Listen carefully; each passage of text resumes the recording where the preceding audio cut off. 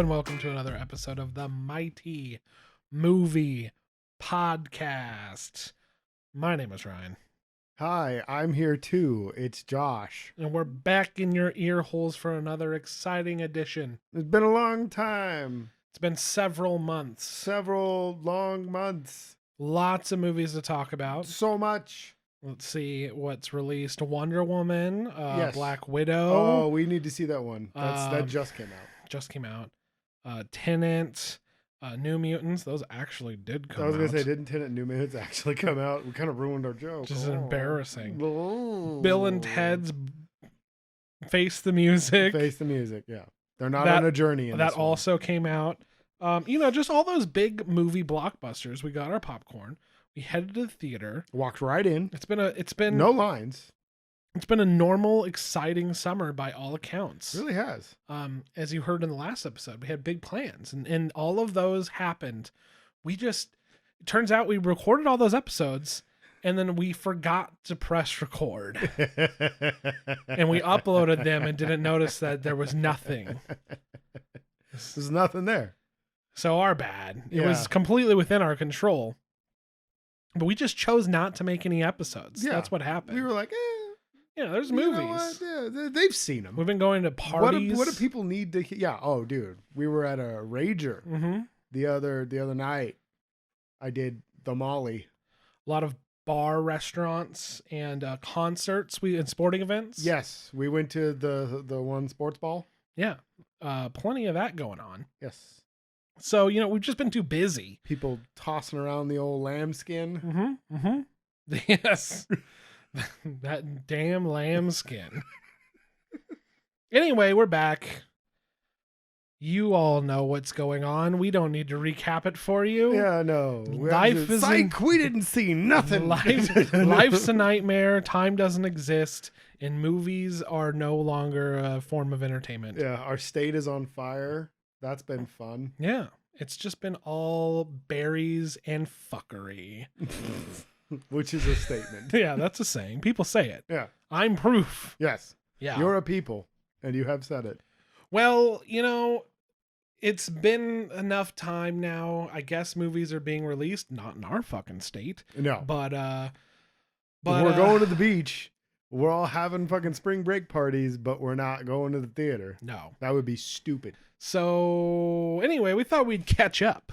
No, wrong thing. However, we hope you enjoyed. You should go to our YouTube channel. We are Mighty Fish Productions on YouTube, and the second episode of Classic Catch Up is up and out there. Star Trek the Motion Picture.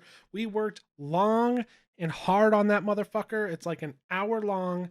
Yeah. Go and watch that, please. I hope you enjoy it. Let us know. Give us some feedback. You can watch it in parts, maybe take an intermission, go potty, cook up some popcorn. It's true. We're just two idiots talking like we know what we're talking about with Star Trek. Don't think we do, but I think we had a good time. I think so. And that's what matters. It's not the destiny, it's the journey. But that applies here.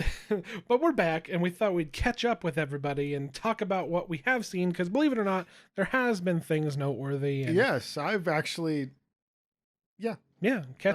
actually had a really good time catching a few things here and there and checking out stuff maybe we didn't. You get lost going and seeing the newest Avengers film. I was actually going to talk about that. For a while there, I was feeling like I had to go see movies and I had to go see these particular films, I expressed several times how tired I was of going to see superhero movies and Star Wars and stuff. And I felt like I was obligated to see them a lot of the times instead of like going because I wanted to. And I mean, I'm not saying they were bad and that I didn't enjoy most of them. I did. But it was starting to kind of, weigh on me a bit. Yeah, it's like your summer season was always like predestined. Yeah, like I have to watch like 9 Marvel movies and stuff. And like, honestly, if it wasn't for this and my friend Dylan, who I've seen all the Marvel movies with, I probably wouldn't have seen every single one of them. But like, I enjoy that time I spend with my friend, and I enjoy this time I spend with my friend. Yeah. So it was good to go do it. But the one good thing that I think has come out of this horrible situation we're all stuck in is that it's kind of brought back the age of rentals to me. Mm-hmm. I am really enjoying Amazon Prime's rental selection on there. And there's stuff that I'm watching now that I would not have taken a shot on otherwise because I don't know. I was wrapped up in going to the theater and stuff, and like, why would I spend money on this when I can spend money on that? And it's, I don't know. It's almost like, well, there's nothing going on right now, so it's. I feel like I'm more willing to take more chances on more random shit. And when we get into movie, what we've seen, I've got a lot of random shit that I've seen. Yeah, and that's always been going on. Some of them I've even actually purchased. Yeah, to a certain extent, that's been going on with streaming services. It's like, fuck, I have Netflix. Fuck it, I'll watch Bird Box. It's the same thing. But yeah, now it's to like a new level where it's like the word of mouth is getting crazy, and it's just like smaller stuff, not just the big new Netflix release or whatever. Now it's like things like The Vast of Night and and a lot of other smaller things are getting a lot of attention. And people just like me and you, we've been doing it nonstop of just picking something over a Amazon Watch Party. Oh yeah, there's been a couple times where we're like, well, the cover of this looks cool, you know, and then we read the write-up of it and we're like, this sounds terrible, let's watch it. Yep. So it's been elevated. I was gonna say it's for me, it's just like I'm perusing those libraries, you know, it's recommended for you and then broken down by genre and stuff. And I'm literally just scrolling through them looking for like, it's like when you're walking through the old video rental store and you're like, dude, the box on this looks sick. What is this? You're like, oh, hell with it. I'm going to rent this. You take it home and it's some total crap, like stuntman movie or somebody's vanity project movie. And you're just laughing your ass off at how ridiculous it is the whole time. Or you're actually finding that it's not such a bad film. That's happened a couple times for me here recently. Yeah. And on top of that, you know, some of these movies would have released in theaters, much like Bill and Ted and stuff. I think they wouldn't have gotten quite as much attention when it's just like, oh God, thank God there's a new movie out. It costs $20. Like, fuck it. Like, I'm going to get it. There's nothing else to watch. It's not being overshadowed by the next DC thing or the next big Marvel blockbuster. There's no new fucking Star Wars ever again, hopefully. And like, it hurts to hear me say that. To hear you say that, dude. I'm gonna be excited for the next one. I'm a fucking liar. Oh, dude, that's absolutely, dude. Like I was saying, like with the Marvel movies and stuff, I'm just like, I'm so glad I'm not watching superhero movies. And then like, I'm like, ooh, but Black Widow. Yeah, and you know, maybe it's not.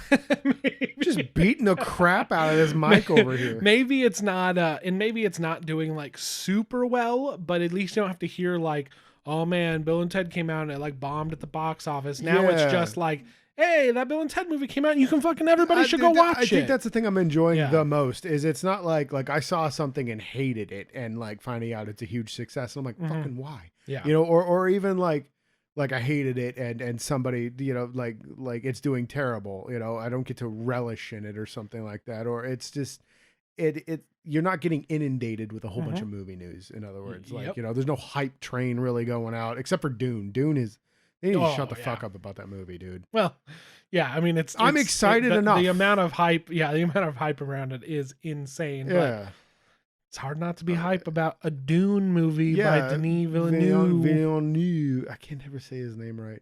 I'm very excited for it. All I needed was the cast and the director.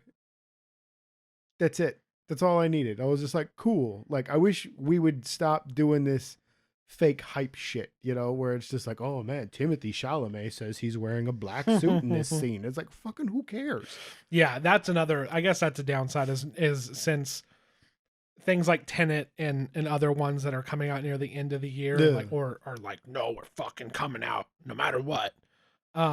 They get all of the news. It's not being drowned out by like other stuff. So these bigger movies, you're just getting nothing but that. So there is a flip side to that quesadilla, amigo. But I agree. But that's always been going on where it's just like in this 1 second interview, he said this shit's really dope, and people are like, you heard it here, folks. Confirmed. It's the craziest shit. Well, it's like I was making the joke about to you the other day about it because there was a headline that was talking about so and so said might be confirmed, you know, about something, and it's like I fell down a rabbit hole the other day, and it was it was MCU's next big project, Fantastic Four, confirmed. And I was just like, really? Wow, yeah. So I opened it up and it was nothing. Like Yeah. they haven't confirmed shit. It was just an article about how John Krasinski is really trying to get him to do Fantastic Four. Yeah. And he wants to play Reed Richards.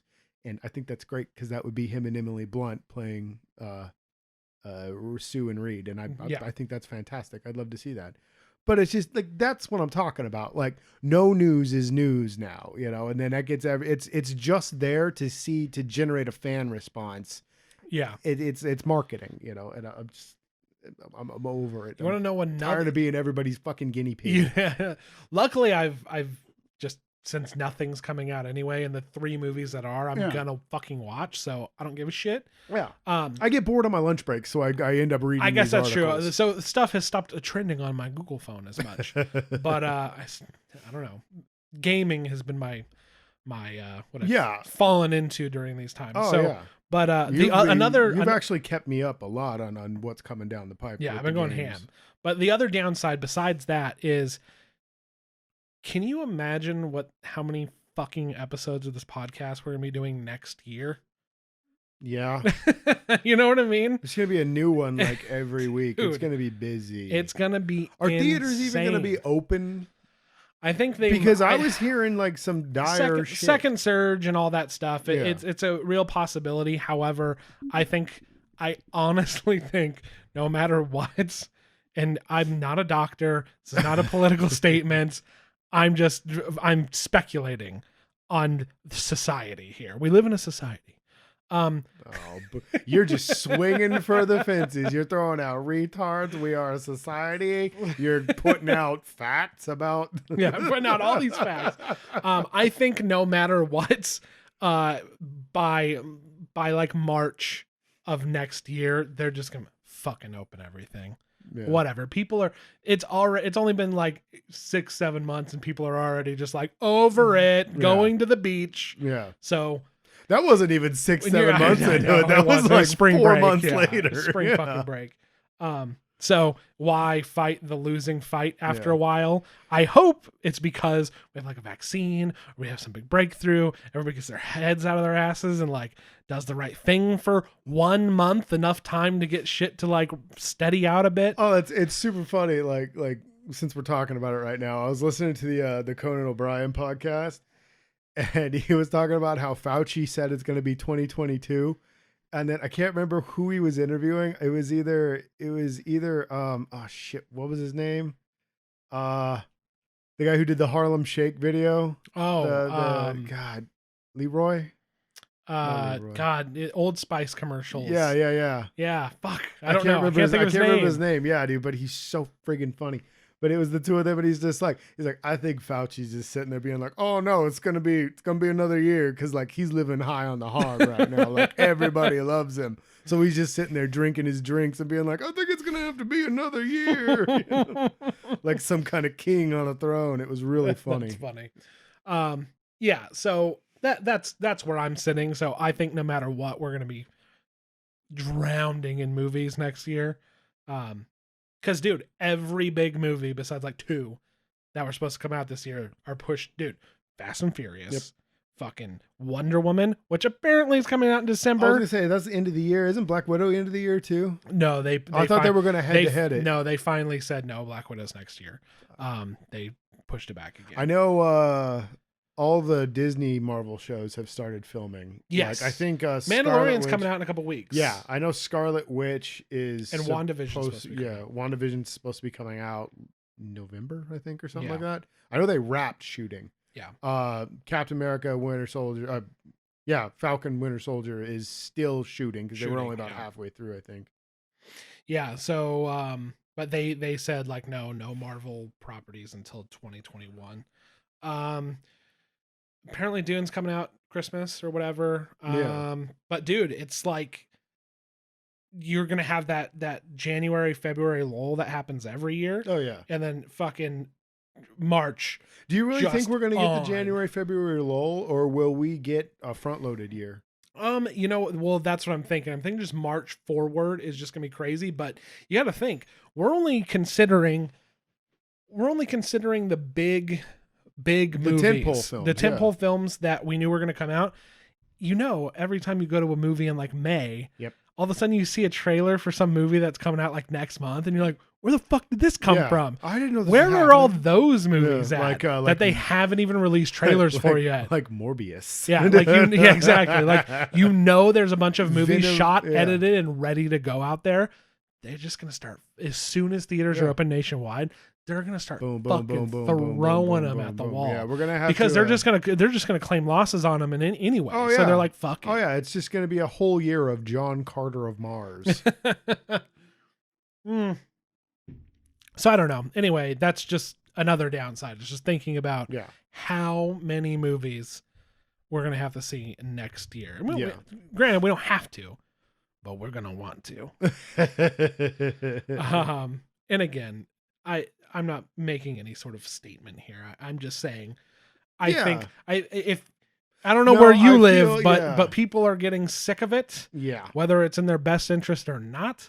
And I'm pretty sure that eventually, since people are just throwing caution to the wind these days anyway, it's just at a certain point you're fighting a losing battle, and they're just gonna go to the fucking movies then, you know? When they first started enforcing the mask law at my job, I was working at an AM/PM, and this dude just came in, and they were trying to, dude, you got to put a mask on. I got to put a mask on. Yeah. Dude straight up socked the lady in the face, stole his Coca-Cola out of the fridge, and ran out the door.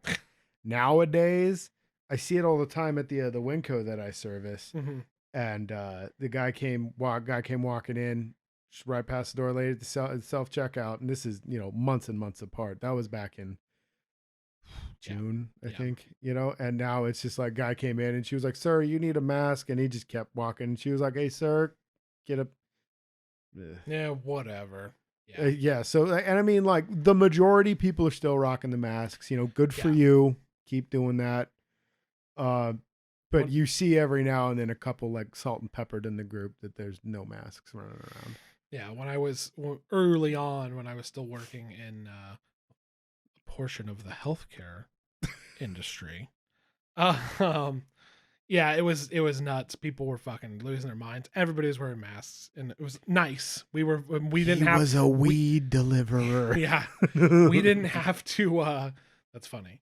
We didn't have, because I was. It didn't. We didn't have to tell anybody. We never got anything with anybody. Everybody was pretty chill, and then obviously I don't do that anymore, and I haven't been out in the retail general public for a long time. Well, to be fair too, I'm sure the general populace is good. I service the hood. Yeah, no, I know, and fucking people don't fuck. But these around, days, I'm still just like wearing my mask. Like, I don't give a shit. I'm not a fucking crybaby. I'm just gonna like, oh, I'm not gonna cough my germs on people. Fair enough. But like, I feel like I'm the only one wearing a mask sometimes in places, and I'm just gonna like, people. That's just all I'm saying. Seems like people are over it, fighting a losing battle. Eventually, this shit's gonna, even if there's a second surge, open it up. We're gonna be watching movies next year. Yeah, exactly. Whatever. School is the only thing that I think people are going to be iffy on. Yeah. And I'm pretty sure malls will be gone. Yeah. Officially. Yeah. Yeah. Yeah. Craters. Radioactive crater.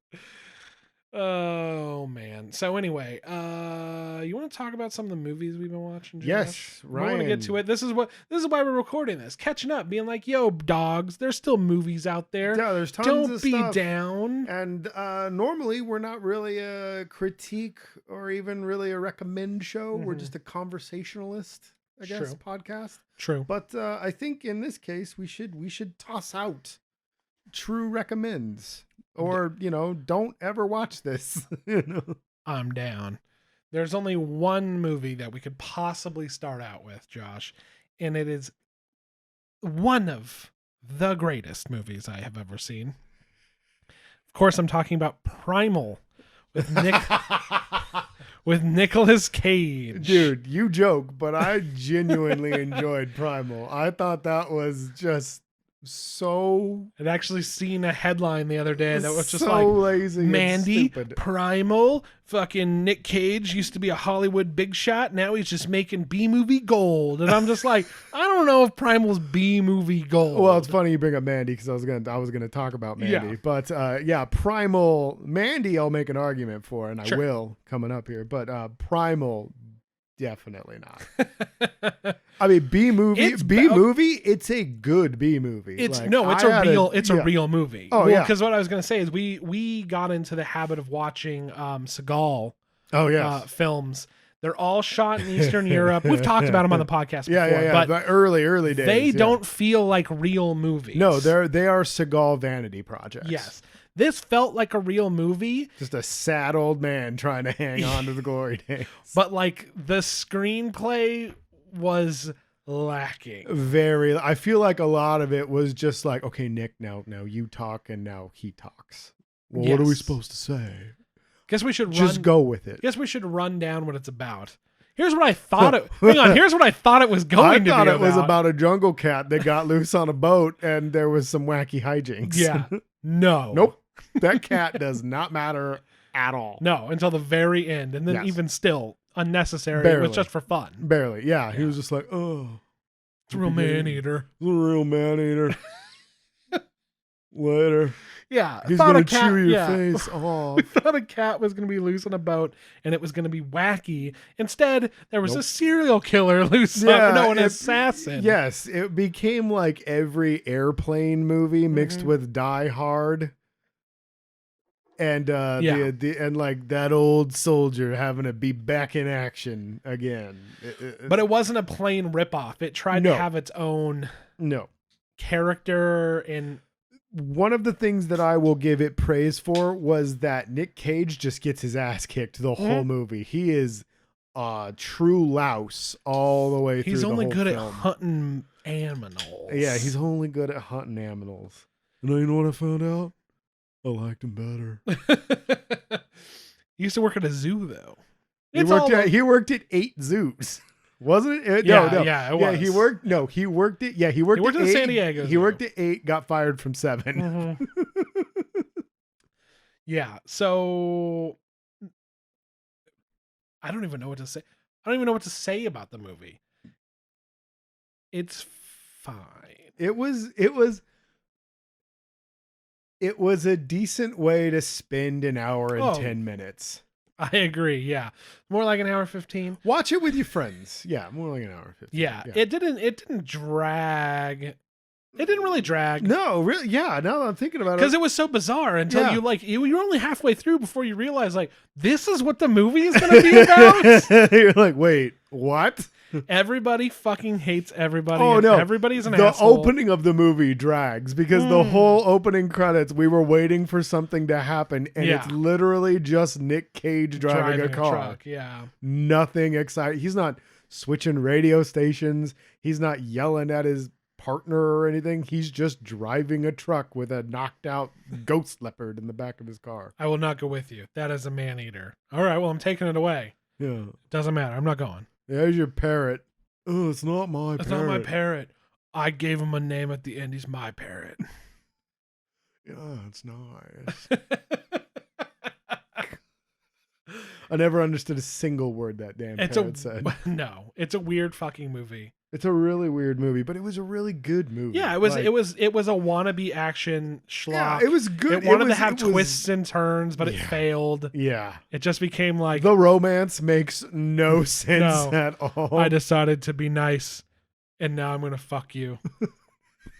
You're an idiot. Dude. Yeah, and that's I looked it up. That was Jean Grey and the GoldenEye girl. The Topolov, was that her name? I can't remember what her name. I don't remember. The one who crushed dudes with her thighs. Yeah. Yeah. It was her. Like she's these ladies gotta stop messing with their faces, man. Oh, yeah. Because she looks all squished up. Like she got stung by a bee. She looks all squished up. There, you heard it here first. She looks all squished up. Primal. Check it out. All right.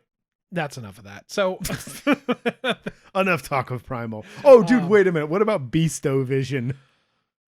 It would I don't get I thought that was motion- like they introduced that like it was going to be a gimmick. I Yeah. feel like okay, There was I know 4 you wanted to movies. move on, but yeah, there was 4 movies. it's like they were mushed into gonna make one movie and then they were like, no, let's do this instead. Oh wait, but the other thing was a good idea too. It was like Transformers, where they had the 2 scripts and they managed to make them into one 3. movie. There were 3 scripts for Transformers. Whatever, but they didn't have the budget and the time No. and the resources to make that happen. No, Because believe it or not, Transformers actually makes sense and is a little bit. pretty well done. The first one Yeah. is the most competently made one until Mhm. Bumblebee, and Bumblebee is Yeah. okay. It's a different type of movie, Yeah. but yeah, I liked it. I like We've Bumblebee. we talked about it. Yeah, I like So Bumblebee. yeah, so I feel like that's what happened, and yeah, they were like, oh well, we already have the Beastovision thing. Well, does that come back in any important way? Sporadically throughout the No. movie, everything goes into like black and white and fisheye, Yeah, and And it's that's nauseating. when you're looking through the cat's eyes. yeah, I don't get motion sick. Stuff like that doesn't usually bother me. I don't know. But there was something about it that I was just like, I feel like it's because it's fisheye and They it's didn't make it also steady. so tight. Yeah, Yeah. it's not the field of steady. view is all shitty. Yeah. Yeah, it's fisheye, but the thing about fisheye is that's supposed to give you like a bigger field of view. You know what I mean? It didn't. And it This felt didn't. so claustrophobic. It's almost like vignetted. They Yes. vignetted like Yeah, a they very vignetted a narrow fisheye. fucking it's a very narrow short. The only lens. proper use of fisheye is in Terry Gilliam movies and skate videos. Yeah, that's it. and they don't even need them for skate videos anymore. But they can't get rid of that, dude. That's I a don't- that's a I staple. don't think they do it anymore. That's bullshit, dude. Because, dude, like you just got. No, don't give me none of that fucking wide shot. I was gonna say we already have wide. You're Nope. not in 4x3 anymore, man. You're already widescreen. No, Plus, you throw a wide angle lens that's on blasphemy, dude. That's Telling you. blasphemy, dude. there. They look good. If I'm man. not watching Tony Hawk See, grind a rail and fisheye, if you would already know this, if you weren't so bad at Tony Hawk's Pro Skater and have actually unlocked any of the movies, you would see they look good. fisheye look good, dude. That's a classic. How dare you? Okay, first of all, Hey, I recorded plenty of skating. With there a are fisheye. several people within the gaming industry that are just as bad at Tony Hawk as I am. Not all of us just sat there with the beta for 9 hours a day, just grinding rails back and forth, back and forth, back and forth. Some of us waited to be surprised. Dude, they came out 20 years ago. I wasn't this bad 20 years ago. Anyway, yeah, they didn't have. It was. They made it work. I mean, like I could be Yeah, like, oh, they- it's such a fucking crumbled mess, but like, it wasn't. You were just like, oh yeah, now this is happening it's again. not like it's not Nothing like came out of nowhere. Yeah, like, everything it's- was yeah, set it's- up. it's Whether it not was like- irrelevant or not, like they set it up. it's not like Smoking Aces where you're like, that movie looks dumb. I'm gonna enjoy this, and then he came out going like, dude, that was way better than I thought it was gonna be. Yeah, This was just like, this is. yeah. It wasn't terrible. Yeah. It's got an ending where you're like, okay, cool. They tried to do twists and stuff, and then Yeah. it was just kind of like, that doesn't make any sense. But let's just keep rolling What? on. Yeah. No, he's the bad guy because of this. Yeah. Well, but then why does he want to really keep not a you bad alive guy. then? Yeah. I don't know.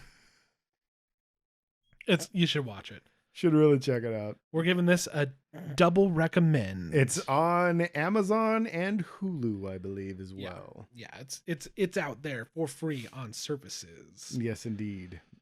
Okay. And you really shouldn't pay for that. Okay, Josh, I will let you pick the next film we talk about. However, No. I would say perhaps we talk about something with a little more substantial. So I can't So- talk about ghosts. You can? Was there substance in ghosts?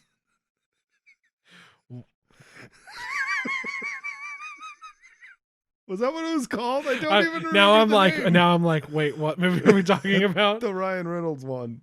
Ryan Reynolds. What was that called? I thought that was called Six Underground. Six Underground. Yeah. Yeah. Oh, because they were called the ghosts. Were they? Yes, they were the ghosts. I thought that they We were watched dead. Netflix's original Six Underground from Michael Bay, and boy, howdy, is it a Michael Bay movie? Except for one sequence in the entire Yeah. movie that is actually really well shot. They had a second and really well choreographed. Yeah, they had a second and third unit director and cinematographer and stuff. If you go through the credits, there's so many There's so many second people units involved in the movie, and this and that. And it seems like Michael Bay showed up for the first car chase. For the first 20 minutes, yeah. Got 30 his- minutes. Got his guy, had to color grade and fucking boost up the saturation and do his normal bullshit. All I would talk about was just how it looked. I was just kind of like, this looks much better than Age of Extinction. Oh, yeah. However, It is a Michael Bay. I'm just like, however, he's really just fucking cranking it up there. Oh, yeah. It is the most Michael Bay has ever been for 30 fucking minutes of a movie. Yeah. And then he was like, anyway, you fucking do the next thing. Yeah. And it was fucking awesome. They go to like a compound, or it's like a hotel. penthouse, a penthouse. Yeah, it's a penthouse in a hotel. And that was the best part of that movie. That whole action scene. A lot of good, fantastic. Steady holding wide shots, and it was color graded very well. And yeah, it was but Ryan, a lot like just Whiplash in that movie. Oh, for yeah. sure. Like, Ryan, what's that? you know what the best part about being dead is? Still being alive. Still being alive. They've all offed themselves in various ways so that they can be free to ride the coattails of Ryan's billionaire. No rules when no you're rules dead. when you're dead. You can blow up a tyrant anytime you want, or a drug dealer, or whatever. And that's the whole crux of the movie, is they're trying to overthrow Fakistan. Wasn't the whole Fakistan? Wasn't the whole end of the movie, not the end, but wasn't it on a boat? Yes. Okay. Yeah, I wasn't sure if that was the same movie. The boat launches and then they attack the yacht, and that was another. The yacht scene was really good. And then he gets too. on the helicopter, and then he's like, "Psych, bitch." Yeah. Well, Ryan Reynolds, you see, he's a billionaire, and Yeah. he was just going to do He some was just out there humanitarian hanging work. out in a Red Bull plane. some humanitarian work. Hang on, you're going too far. That's at the beginning of the movie. Well, hang on. You're jumping way No, ahead. because they jump back later on. Yeah. Just doing some humanitarian work, but it was all for PR. It was Yeah. all for his Instagram. Yeah, account. but then the horrors that then he some shit went witnesses. down, and he's like, "I gotta do something." Yeah. And he met a girl, but he knew it couldn't be, so he had to Red Bull plane to death. And then he's like, "Now we're dead." Red Bull did not give him wings. No. Well, Red Well, Bull, they did, but they Red failed. Bull gave him wings, but then he rejected them. But then he flew close. Let me try that again. He flew too close to the sun. Indeed. Mm-hmm. And he Above crashed the into the Grand Grand Canyon. Canyon. Actually, I think that was the Snake River. I think it might have been. That's where Evil Knievel's died, Jesus. right? I think so. This is a good episode. So, yeah, that one is definitely check it out. That's on Netflix. It is an action movie out of time. Yeah. They don't make that kind of movie anymore, really. And if you got a hankering for some good late 90s, early aughts action, that one has everything that you could ever want from that era all packed into one movie. yep, agreed. It's one of his better movies. The first 30 minutes goes on for entirely too long. Yeah. And it is Michael Bay throwing out every trick in his hat immediately. And after he showed up for that. That was I it. really think that's all he did. Well, he did. is the director of the film. But I feel like that he doesn't really mean a didn't. lot. Yeah, I was going to say, I don't think he did much. Richard Marquand is the director of The Return of the Jedi. And Yeah. We know how that worked Yeah. out. But yeah, like the first 30 minutes are probably the worst part of the movie, and the fact that there's all these weird like also, character Bryan building Singer movies. is the director of Bohemian Rhapsody. Yeah. And there's a lot of instances where I could call you out like that doesn't mean shit. I agree. He showed up for that I'm first just I'm bit. just saying that he is Yeah, yeah, his name he is is the bill his name director, is on for the sure. billing. Yeah, that's all I'm saying. Yeah. I'm not disagreeing with you because the rest of the action sequences in that movie are competent and well executed. Yeah. One especially. The rest are kind of acceptable. Yeah, the hotel is the best one. Yeah. But there's these weird character quote unquote building moments Yeah. that are just hot garbage, but it's like great hot garbage. Mhm. Like, have a good time with this movie. It's so dumb. Yeah, I liked it a lot. Ryan Reynolds does his shtick for sure, but there are also points in it where you remember that he is a real actor who can act, like, be a character. Yeah. When I talk about the character moments, I'm talking about them being at the coffee shop. Yes. Once again, talking about how great it is to be dead and reminding you that they've all that on paper they're all dead. Yes. And that they But can they're do still all kinds alive. of stuff. Yeah, because they're still alive, they can still do whatever they want. That comes up very often in the movie. Get used to hearing the phrase, that's one of the good parts about being dead. You know what the best part about being dead is? You know what's great about being dead? The only one of those that made me laugh was the sniper guy, when he was just like, you know what the best part about being dead is? It doesn't matter how much you eat. He just kept like eating donuts and shit. That was funny. Yeah. Also, just don't think about it too much, because Really it's just like, yo, you're one of the good ones, and I know you want to do good, so I'm going to make you dead, and you can join my team. Yeah. And we're going to do what I want to do. It's more of a personal thing. Yeah, this is much more about personal it's revenge. for the greater good of this one country that I have a personal grudge against, but still. Right, like and then I'm like, does he break up the team after that? He doesn't. I think at the end they're like, oh, we got more shit to do. But well, because then there's going to be 7 underground. Shit, I didn't even think about that. Did they replace Dave Franco? They did, right? Yeah. Yeah, okay. That was where they got the Marine guy. That's right. Yeah, Dave Franco's in the movie for all of 30 minutes. Yeah, for the first he's the driver. Yeah. And boy is he driver. Yes. I mean, it goes, yeah, they have the archetype thing. It's trying to be an espionage. And what cracks me up, meets action. What cracks me up is ever since Drive came out, every movie where it's about there's a driver involved, they all ape that look. Like even Baby Driver has a version of that appearance. And it's just funny how influential that movie was. When it's a modern day masterpiece. Yeah, it should be. It's one of the best movies of the. Well, and it's just funny because century. Ryan Gosling was going for a whole modern Steve McQueen kind of look, and it's just funny that everybody's going for that when he was doing a Steve McQueen thing. Anyway. Never mind. 600 what? I was gonna say something about Steve McQueen, but it's not cool. Hey, you've already pushed the boundaries. I have. I already have to edit too much stuff out. Anyway, yeah, that's a good one. I would check that one out. And I think that one's been out for a while. Yeah, that one's been out for a minute. For a hot minute. All right, Josh. That was that's what you blew your load on. That's fine. I can pick whatever I want after you speak next. I'm just saying. What if I pick the good one? But I will also pick a good one. I'll pick a better one. There are a couple good ones. Oh boy, what do I want to talk about? Let's see, Josh. I know what you should talk about. What's that? I'm not going to tell you. Oh, geez. Very well. Keep your secrets. Fine. I'm going to talk about Greyhound. Oh, that was not the one I was going to go with, but I'm glad you did. I'm going to talk about Greyhound.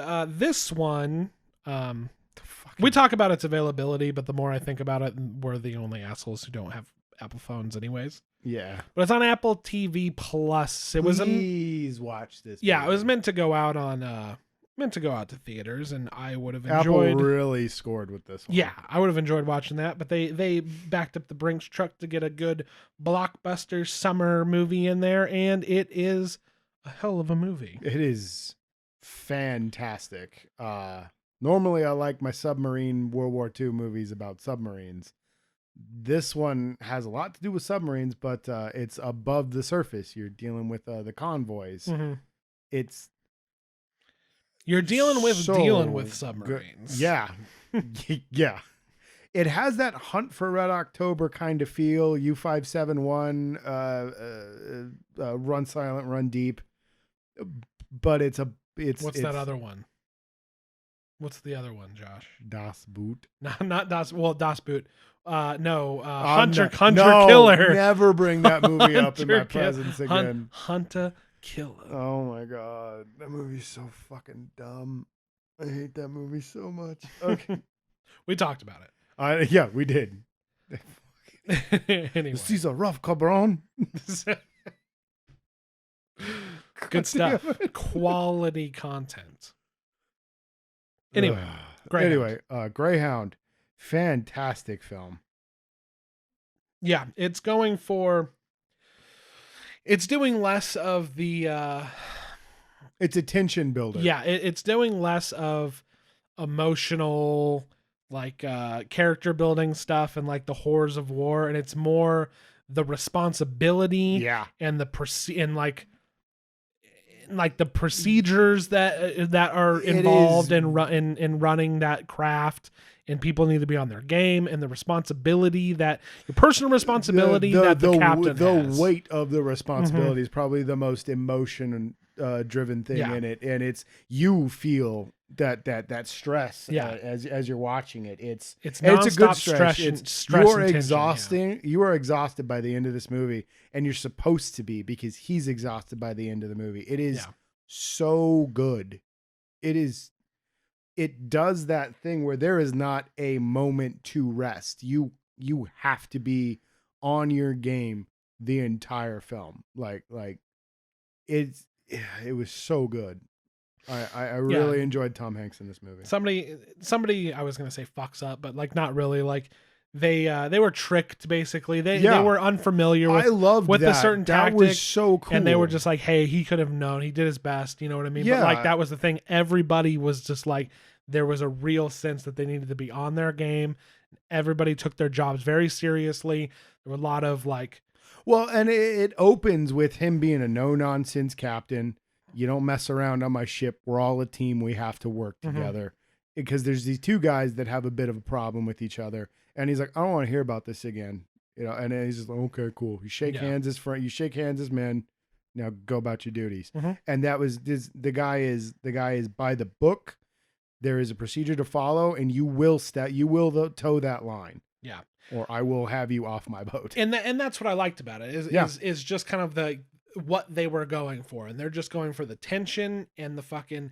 And I've heard some complaints that there's no character building, and like, why should I care? But like, I disagree. But like, that was the whole point, was just like, you should care, because like, look, and they even make an example, even when they were kind of victorious early on, we have a ways to go, and also like, this is not the end of the fight. 50 fucking young kids that we just, or however many people are in that we had that like now are fucking falling to the bottom of the 100 ocean. souls dead in the bottom of the ocean. Yeah, so that was a great line. Yeah, no, I disagree that there was no character building. You watch his character develop over. You see his character revealed. You see the character of his men revealed. Yeah, you put under stress, you see who he really is. It's like. It reminds me of the complaints about Drive, how there's no real story to it. And if you pay attention, there is a real story there. It's just subtle. And that's how this was. It was very subtle because it was told through the actions that are taking place. It's a show don't tell thing. And I thought that was great. Yeah, exactly. Dunkirk had a similar. Dunkirk is very similar to this. I enjoyed this more than Dunkirk, though. That's a personal preference thing, because that's ridiculous. But it's a very good movie. This is a pretty good movie, and Dunkirk is like a fucking masterpiece. This is shot on mostly CGI sets. So, oh my god, you're such a shithead. They're not even same ballpark. I enjoyed Greyhound more, but they're also different fucking movies for sure. He's just riding that Christopher Nolan train. Oh yeah, I love Christopher Nolan. Can't wait to see. Tenet. But the same thing. Inception. So this one has a lot of dialogue and stuff like that. That's what Dunkirk did. Was Dunkirk way was more show don't tell. More show don't tell. Yeah, which. To a fault. That's not for everybody. For sure. When I say show don't tell in this, it's just yes, there's a lot They're more not beating you over the dialogue, head. but they're not like showing like real like character building moments through dialogue and stuff. You're just watching it through his actions as he commands his men. We didn't need a flashback, and we didn't need a long conversation between him and the kitchen worker, you know what I mean? Like, Yeah. we No, you got the understand their relationship relationship right off the from bat. yeah, Yeah. exactly. Well, and that was the thing. Like he just I like the way that they did that, especially because it's just like I keep bringing him food, he's not eating, Mhm. and that was pretty much pretty much Pretty much it. pretty much it. Sorry, I'm stuck on food. Um, He's he, hooked on phonics. He's hooked on phonics. Jesus Christ. That's what I mean by like show don't tell. Like this guy and him have a good relationship because they obviously care for each other. And that comes into play later in the movie. Yeah. And it's just he keeps and he's just like, yo man, he's not eating, dude. Like we got to get him to eat something. And it's cuz he's on his feet the whole time living off of nothing but coffee. A lot of coffee. Yeah. Yeah, 3 days straight. Yeah, like again, this movie does tension in building tension. Mm-hmm. There's no like build and release and build and release. It's almost just slowly building it until you're like right there. Yeah, I can't take this anymore. One release. Yeah, I can't take this anymore, and then finally just poof. That's it. And a lot of great shots. Every time they do, especially during the action scenes when the destroyers are crossing each other, that stuff is awesome. I mean, I know it's just CGI, not up to the snuff of a connoisseur like Ryan. They didn't pull out real, decommissioned World War II diesels. It's true, they didn't. But dude, that one shot when he comes out of the bridge real quick, and the other American destroyer just sails right past it is one of my favorite shots of a recent film. It's so rad. It's really good. And the drums are just going. That's the thing. It had yeah. It knew what I wanted to do, and it executed it very, very well. When the subs and the two destroyers are coming alongside the sub, and they're both shooting at it, and like he's just like, come on, stop shooting. Yeah, because they don't want to rip each other apart. That's a great tension scene. Like, dude, yeah, that's what I'm saying. Like, so good. Like maneuvering and the amount of manpower it takes to properly operate these vessels and stuff. Like, that stuff is very interesting. Yes. And it's done very plainly. Yeah. And like, and that's fun to fucking watch. Oh yeah, well that's one of the reasons why it's watching people overcome a situation without like they're not emotionally overcoming anything, you know what I mean? Yeah. And it's just like, and that's fine. Yeah. For the movie was trying because to that's do. the type of movie it is. Yes. Yeah, exactly. Well, that's the thing that I enjoy about it. This movie reminds me a lot of Master and Commander, why I like Master and Commander so much, because it is just life on this boat and the procedures of how to run that boat, how it would be done in a combat scenario or just, trying to get from A to B. There's a lot of that going on in this film, and that's fascinating to me. I love watching that naval, naval warfare, naval command kind of thing. It's fun as hell. I loved this movie. Yeah, me too. I was super duper into it. Yeah. It sucks you in. Definitely. It just sucks you in, and like I said, it's just this building, like you only suspense. get one like emotional scene at the beginning with him and Elizabeth Shue. That's what I was gonna say. That was basically setting up his kind of thing when it came to commanding a vessel. Yeah. But then they decided to like throw on like, oh, and we can't be together for no reason. Yeah, it doesn't fucking matter. No. So they could have probably cut that out. Yeah, I agree. That scene in the larger picture, I was just like, oh, well, it doesn't really matter. There was one thing towards the end where they did a quick little touchback on that, and I thought that was nice. But the scene itself, it was kind of whatever. Yeah. It could have been done real quick with like a quick goodbye, just like a hug, and. Yeah, it basically, my lady friend. Yeah, it basically, it didn't add anything. It didn't take away anything. It it served its purpose. Let us know kind of what was going on with him prior to getting command of that vessel. So it's fine. The thing that I liked about it the most was how one of the things I liked about behind the scenes for it was Tom Hanks explained in an interview what made him want to get into this. And he was reading about the Greyhound and everything. And he saw a photo in, I guess, one of the books he was reading about it of the character he plays getting off the boat, just looking beat to shit, haggard, tired. And it fascinated him about the man. And I feel like he does a great job of portraying that weariness by the end of it. Like he has been to hell and back. And while he was fully ready to keep going, it must have been a huge reprieve to get sent to port, you know, like, hey, you did a great job. No, exactly. And he's just like, I thought I was going to do it. They're like, no, go take a rest. And that was the big thing you got from him is like, he didn't need the whole convoy. Basically, he's like, this is my responsibility. Oh yeah. Put all of it on his own shoulders. Yeah. Like and there were what, 4 other ships or 3? Yeah. Cause like 2 there of was them fucked off early on. No, there were 2 British ships and then there were the 3 American ships. Yeah.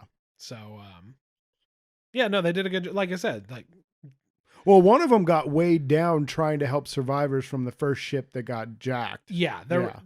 There was something going on. One of them was off course. Some of them were helping other people. There was a lot of that going on. Some of what ships were where was a little iffy sometimes. Yeah, it was hard to understand the space that was going on occasionally. Yeah, like how much ground was being covered. Whatever. Yeah, I get you. But but overall, like, yeah, you know, you got the galley guy, and then you got fucking a couple of the gunner, the couple of the sailors guys, would have a couple of their moments, and it was fine. It's like you got to see them evolve a little bit or rise to the challenge. Yeah, well, and lose their shit and calm themselves. But overall, it was just watching this one guy be like, I have to get this done. Yeah, I think the other big character in the film was probably his XO. Mm-hmm. That was down in the war room or what, I don't know. Yeah. Boat, navigational, ship whatever. Yeah, navigation. Oh, the radar room. I don't know. Yeah. The map room. The map room. I don't know shit about ships. Either do I, and that's why I was so fascinated. Yeah, dude. It was amazing, dude. And I loved that the Nazi guy was just deliciously evil. Mm-hmm. He was just a dick. We're coming for you. Oh, he was such an idiot. He was such an he's just a drunk ass captain being like, hey, give me the mic. I'm gonna mess with him. I'm gonna fuck with him. Let's get him. No, it was that was a genuinely good movie, and if you have access to Apple TV, please watch Greyhound. No, that's one of the. I'm hoping it gets a physical release. Oh, I'm sure it will. I will definitely be purchasing that film as soon as it is available. It's a really good one. I'll probably I'm gonna have to watch that one again because that was a good time. Maybe pay a little bit more attention to kind of what was going on with the other ships and stuff. See if I can pick up anything on a second. It's weird because watch. it's so simple and it's so tight. It's a really tight film. Yeah, no, it's great. But there is a lot going on, and but it never feels convoluted. No, it's just that there's so much to there's a lot of jargon. Take in. Yeah, there's a lot of jargon and a lot going on, but like you're never confused. It's just kind of like, I wonder on a second watch if I could pick up more things or be like, okay, this is clear now and whatever. You don't feel lost.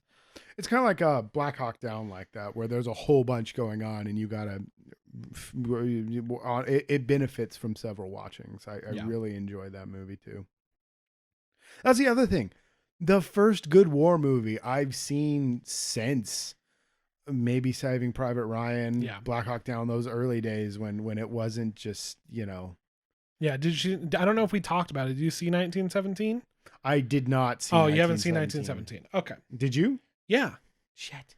Yeah, I saw it in theaters. Fuck, man. I wanted to see that one. Dunkirk was really good, but I don't consider that a war movie. It was more of a character piece to me. As being it followed the one or two things, and it was more like a converging timeline thing. Exactly. It was Nolan doing what he does. He's just like, I'm telling 19 different stories and they all come together at one point. There's a lot going on there, and yeah, it's That didn't feel like a traditional war movie to me, and it's it still a wasn't great it film. wasn't a but battle. It was survivor it was story just kind of. fleeing. Yeah, Yeah. the what's the word I'm looking for? Evacuation Yeah. from that beach, and yeah, that's a good movie too. So It's a really good movie. So Yeah, I was talking shit, but Dunkirk's a great movie. Yeah, I just think that Ryan is a pretentious dick. I am. I'm being a little harsh. They're not even the same league. No. I mean, to be fair, this movie was only made for like $70 million. Yeah, no, but it did what it was going for. One. Oh yeah, well, it wasn't an epic. You know what I mean? That was the thing. I never felt claustrophobic in the film. For it only having like 2 sets essentially, and the rest being, like the dreaded CGI. Because movies have always just been real life. But yeah, I was blown away what they were able to do on such a small budget with limited resources. Like this would have been a big release. I think when it came out. I think it would have. Yeah, I think it would have done fine. I think a lot of really people's grandpas would have went and saw it. And that's just the truth, man. Like it's 100% true. But I know for sure my dad would have loved this movie, dude. I'm just not sure if we talked about 1917 or if I was like, oh wait, I'll wait until you see it. Yeah, it was after we recorded movie of the year. Yeah, maybe we'll watch it after this or something. But yeah, that was a movie I had high hopes for, and Mr. Deakins does not disappoint in the cinematography department. However, I found it a little paint by numbers in the screenplay department. See, I was worried about that with this movie, and I didn't actually feel like it was very paint by numbers. It was actually very personal, very, very good. No, I haven't seen a movie like this in a long time. In a while, and I haven't watched most of those. It's not a Spielberg film. Yeah, but it feels very much in the vein of those Spielberg war films that he was doing there.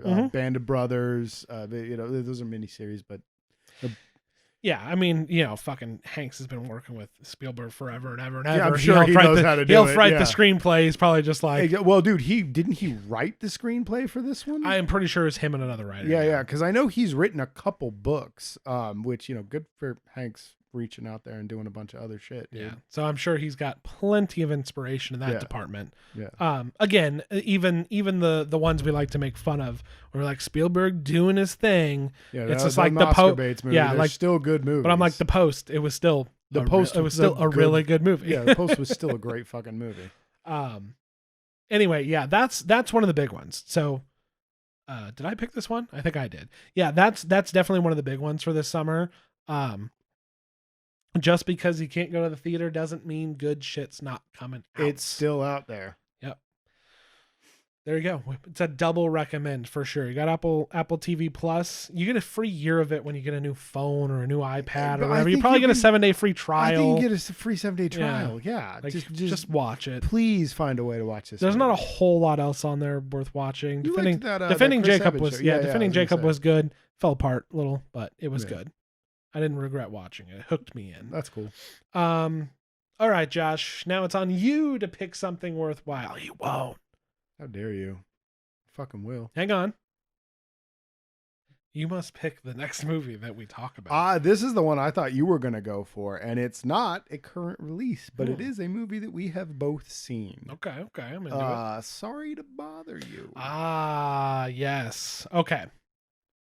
We're going to make this one a little brief, I think. There's a lot to talk about in that movie, but you can't really talk about much with this one without giving away too much of the plot. True, but there's one reason I want to talk about it in particular. So I don't know, this one flew over my radar. I don't know. I saw a trailer for it and I was just like, no. The trailer is not represented. The trailer does not represent the movie. The movie is this fantastic psychedelic, surrealistic approach to working in the corporate world. Yeah, it's like capitalist corporate society run rampant. There is some racial issues that are addressed in the movie, but I feel like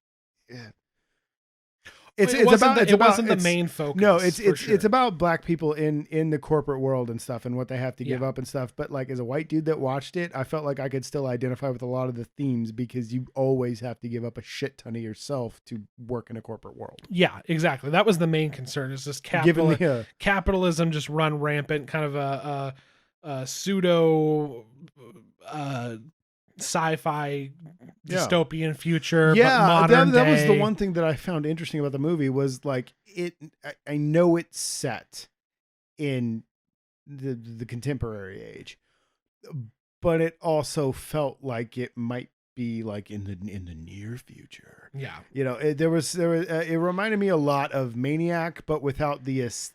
Yeah, it didn't have a retro future vibe. It was modern day. Yeah, but like dystopian future. But very dystopian. Weird. Yeah, like the whole commercials for the big Walmart. It was the where they all live in a commune and stuff. Yeah, it was indentured servitude basically.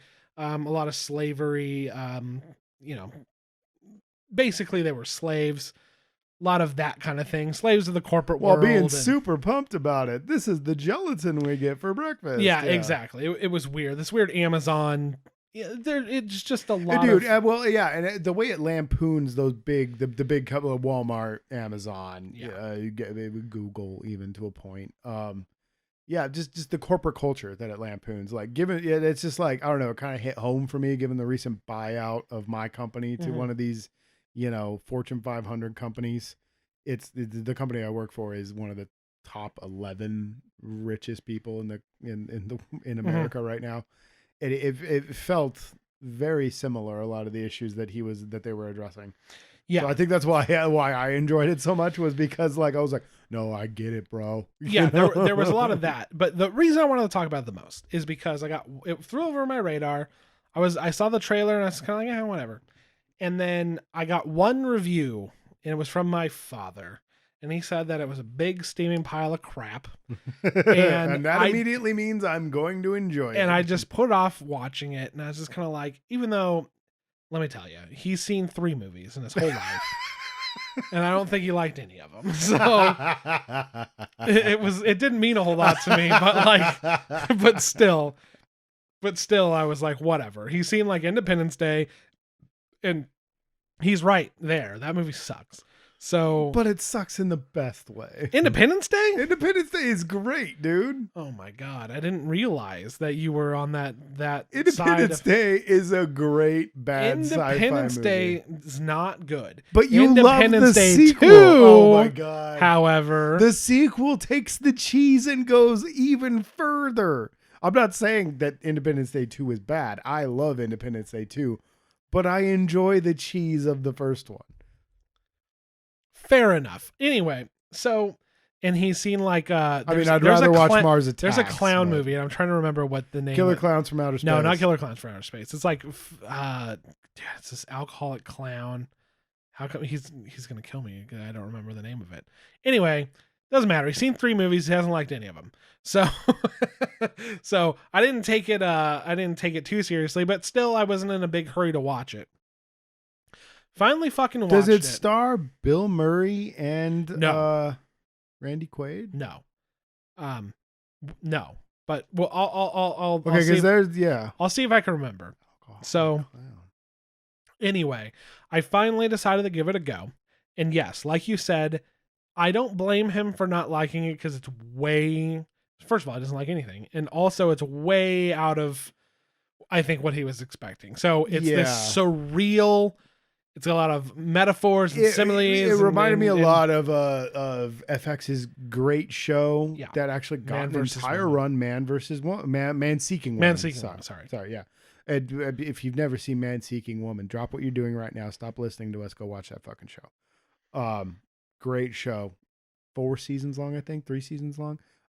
Fantastic surrealistic comedy. It's hilarious. The surrealism is just like cranked up, and then it's like I said, you got some of that racial kind of satire and those kind of things going on, and the corporate and it ramps up the further into the film you get. There's always something more crazy happening.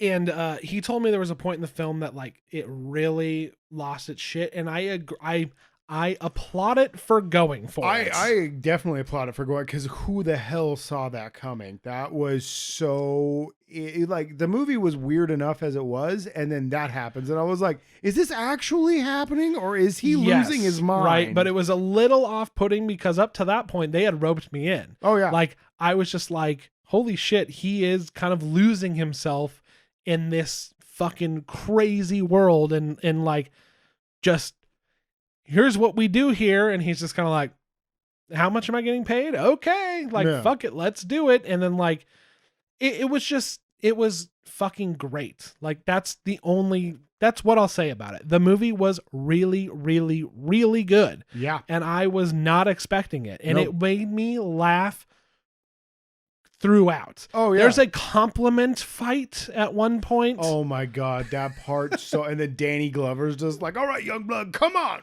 That's enough. I hope you have a great week. Oh, you hope I have a great week. Okay. All right. I hope your year is fantastic. Oh, you hope my year is fantastic. Even before like you start getting some of these surreal, and like the jokes are good. Like just the written jokes are fantastic. Even before you start getting some of that, which is like so fun to watch. There's some good filmmaking, and also like there was this point early on. They're just like at a bar. He's like, "Yo, what's up? What's up with that?" And it was like, "That's the VIP room. That's the VIP room, man. I've been in there a little while. Like I've been in there a couple times. I went to the VIP room once." And he's like, "I'm gonna go check this shit out." And he goes in there, and it's fucking awful. It's loud. He has nowhere to sit. Somebody spills a drink on him, and like this is where I'm like, I don't even know what's going on in this movie. It's fucking awesome. Yeah, he comes out and he's like, "That shit was dope. That's some baller shit." And I was just like. And it was like, I don't know if that's the metaphor. That is the metaphor. That was the metaphor for the whole movie. Like, this is terrible. I'm having the worst time ever. But dude. Yeah, like, dude, this was awful and uncomfortable, but like, that's where the fucking shit's going down. Yeah. Yeah, dude. That's what I took it to be like. That was like a foreshadowing of his whole arc. Looking back on that later when he's got his big apartment in Oakland and and I like that where like you're in the garage and then like that was some good filmmaking, and then all of a sudden it's like, oh, where it starts to evolve. Yeah, like somebody's like there's people off set. The bed unfolds off and everything. Frame, like doing a bunch of cool stuff, like practical effects of the bed unfolds, switching walls and around. They got fancy sheets, and now there's better lighting, and like, and then all of a sudden it reveals the big panoramic window, his big Oakland apartment, and Armie Hammer, god damn, can he play a fucking asshole? Can I say one of the most underappreciated actors of the time? I feel like the guy has amazing range, but he seems to get pigeonholed into a lot of dumb roles. Like, I think the guy can do some good shit. Like, I'm not saying he's Oscar caliber, but the movies I've seen him in, often he surprises me with the range he's capable of. Yeah. And he's really good at being a total piece of shit in this movie. No, and like that's another it's another thing. Like, as weird as the movie gets, and this is when it gets to its weirdest, he's sitting there trying to explain, and he explains it, it sounds just as bad as you think it is. But the way he words it, you're just like, "Yo, this is." I just don't want you to think I'm crazy. Yeah. Like, let me explain. Like, I just wanted you to watch the video. Just watch the video. Just watch the video. Like, you'll understand everything. See, look, that explains everything. Like, I'm not crazy. And he's like, "Are you fucking kidding me? This is terrible." Yeah.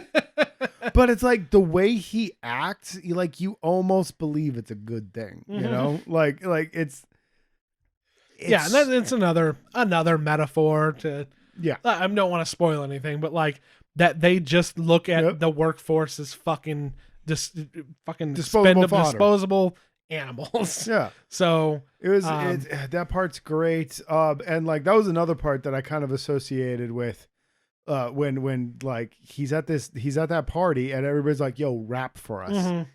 And he's like, "I don't really, that's not really my thing." One of the racial things that comes back up. And that's when you hear Mr. X. What was his name? His actual voice. Yeah, he Mr. You don't know his name. He doesn't have an X. Mr. Blank. That's right. Mr. Blah, blah, blah, blah, blah. Yeah. Uses his real voice for the first time. Yeah. That part was kind of heartbreaking it was a good part for his character because he's like the dude that's like, yo, we got to do this. This is the way it is. This is the way it is. And then he comes in and drops some real truth on him, dude. He's just like, yo, dude, that guy's an asshole, and this is gonna suck the worst. But you got to do what you got to do. Mm-hmm. And it's just like you just got this feel that like he went in there as the same dude that's like, yo, this shit is terrible. I don't want to be a part of this.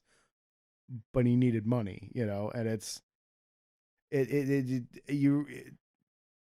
the good character. I liked his character a lot.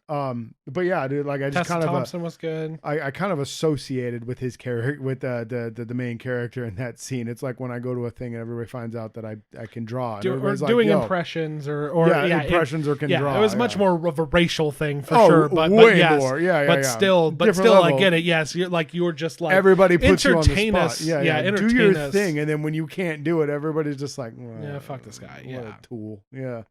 But no, dude. But I mean, and then obviously the resolution to that was very a racial thing. Extremely racial, dude. Like I was just like, and the fact that it worked was heartbreaking. You know what I mean? I know, dude. Yeah. Where I was just like, where he just like that point where he breaks and just starts giving them what they want. Yeah. It's just like, yo, dude, you're better than this. Don't do this. Like, and that was the thing for the whole movie that I liked was like. He was just like, he fought against it, didn't want to be that guy, and then realized he had to do that, and he gave into it instead of rebelling against it. No, and then at that point, you're thinking like, sad. And at that point, you're thinking like, all right, he's starting to get it, man. Like, yeah, for sure. And like that, I was enjoying his journey, and it is a great, and that's why the twist is absurd as it was, and how much I like appreciated that they went for it at that point, because he went there and then all of a sudden he's like, all right, let's talk money. Like he snaps right back out of it. He's like, money, fucking let's do it. And then like that was his breaking point, was a little like, all right, yeah, you had to go above, like over the top. Yeah. And I guess that was kind of like he got his comeuppance, like, yeah, that he got that far or whatever. Like he let it go for too far. Yeah, he let it go too long and he paid the price for it. So anyway, my dad, that's fine. I didn't expect him to like this movie. No, this is a movie that a particular generation is not going to, I don't want to say get. And not only that, even if you're super woke, and I don't want to say that this movie is provoking way too much wokeness or anything like that, whatever the hell that means. Certainly but not. I honestly think that the filmmaking style it's absurdist surrealism. Yeah. And it's not blatantly apparent at first either. I have to say, like, if you're a fan of Terry Gilliam movies, Monty Python, maybe even Kubrick to a certain extent, it would appeal to you if you're, a part of that generation or whatever. Yeah. And it stuck with me too. Like I thought about it after I'd seen it. It stuck with me a day or two. So yeah. So overall, fucking great movie. Flew over. Fantastic fucking film. Fucking went right over my radar. I don't know. Yeah. Glad I watched it. Definitely. Well, because you saw it first, and then you were like, "Yo, dude, you have to check this movie out." Because we had joked about it. Talk about it. Yeah, we had joked about it because of the scathing review my dad gave it, and then when I watched it, I was like, "Bro, you need to watch this fucking movie." Yeah, you were like, "Dude, like you gotta check this out, man." And I was just like, "All right, I'll give it a look," because I was not into it either. I was just like, "This doesn't appeal to me," and you were like, "Dude, fuck that trailer. Yeah, it doesn't even touch on what's happening." And I was like, "What the fuck?" So and plus. That was how you introduced it to me, was you were like, yo, you like Man Seeking Woman. Mm-hmm. You're going to like this fucking movie. And I did, sure enough, right off the bat. Like, I love the thing they do when he's doing the telemarketing bit. And they're like going into the house with them and just being like, oh, man, your husband died. You don't want to make you feel better buying like 200 magazines. Yeah, there was also another random shot. He was like on the phone early on, and just behind him in one of the offices was just chaos happening. Yeah, there's just random shit going on. There's paper flying everywhere, and they're like fucking freaking out. And I'm just like, I guess that's to show that like management's a mess and like nobody knows what's going on. Exactly. But it was just like, this is fucking weird, dude. Oh my god, his boss is such a sleaze when he's done. Both such dirtbags. I love the elevator. Yes. The elevator's fantastic. Yeah. With Rosario Dawson does the voice of the elevator. And he went up there with Bruce Willis's daughter, right? Yeah. Is it Rumor Willis? Yeah, I think it's Rumor Willis. Oh shit. I did not know that. I believe it was. Okay. Yeah. same, because she was in Once Upon a Time in Hollywood as well. Yeah. Yes. Yes. She was the clerk at the movie theater. Sharon Tate. Yeah. No shit. Yes. Another great movie. We Yeah, talked about we it talked about that at length. Yes.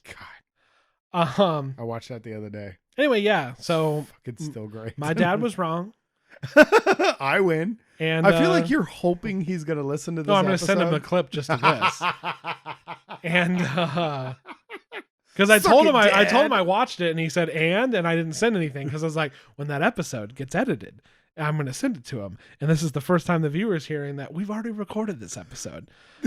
That's so petty. And I was like, I'll send it to him. Suck it, Dad. So now when this one try number 2, I'll send it to him.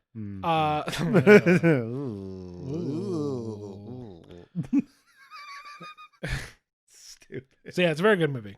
I would watch that one. Check it out. It's on Hulu as of right now. Okay. You want to get into stuff that you've seen that I haven't seen and that I've seen and you haven't seen? There's been a couple. All right, I'll talk about one thing really quick. Since it's my turn to pick anyway. Yo Dogs. Yeah, calm the fuck down. All right. Yo Dogs. That new Milan. It's a real piece of shit. Do not give Disney $30 for that. Don't even consider it. It's not good. I mean, and I've seen the reviews and they're not praising them. I saw the original, I don't know, 20 years ago. Original's my sister's favorite movie. Yeah, so it's we my watched wife's it favorite a lot. Yeah, it's my wife's favorite as well. And yeah, I'm just like, yeah, I remember it being good. I'm not a Disney guy, as a lot of you know. It was one of the more post-Renaissance when they were, when they finally got back on top that I kind of enjoyed. Yeah, and this new movie is just not any good. Real pile of dookie. It's got its moments, like most movies. It looked to me like they were trying to go for that 47 Ronin, the one with Keanu Reeves. And I really fucking liked that movie, and I was kind of hoping it would meet that measure, but it's not. No, no. It was it the lack of Eddie Murphy that ruined the movie? Probably. Or was it? I think it was Donny Osmond that did the singing. It was well. I mean, yeah, there were no songs. Like, there are no songs. And Aladdin still had the songs, yeah, right? Yeah. And so this one was, they were trying to present it as like a serious. Yeah, they were presenting it. It's a completely different movie. Okay. On one hand, because they did that with Pete's Dragon. They got rid of a lot of the songs and stuff, and Pete's Dragon's still a fucking great movie. I love that movie. Yeah, I guess on one hand, it's like, all right, they like took the property and tried to make a new movie, where like they just made Aladdin again. They just made, but it's a little worse. They made fucking Lion King again, but it's a lot worse. Yeah. This one's like, they didn't make Mulan again. The general concept is still there. Granted, I don't remember a lot about Mulan, but the general concept. And I will just say it was more based on more like, I'm going to go do this. Okay, one or two funny.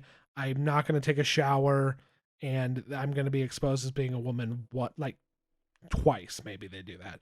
Then it was like immediately like, I'm a witch, because there's like a witch now. She uses chi for bad, Josh, and she's gonna deceive everybody. I don't know. And she was like, hey, you're never gonna be able to use your chi really good when you're somebody you're not. And then she's like, shit, dog, I'm gonna be myself now. And they were like, you're a woman, fuck you. And then she's like, no, fuck you. And they're like, all right, fair enough. And then she saves the emperor, and then the movie was over. And I was just kind of like, that was boring as fuck. Well, see, because if I remember right, in the original movie, it was kind of a big deal when she revealed herself to be a woman. They were like, yo, fucking, you got to get the fuck out of here, or you're going to die, basically, because that was how that worked during that time. And, like when she saves the emperor, it's still a big deal because they're like, yo, who's this woman? You know, it was a like, I feel like, so from what I'm gathering from what you say, it's not a big deal at all.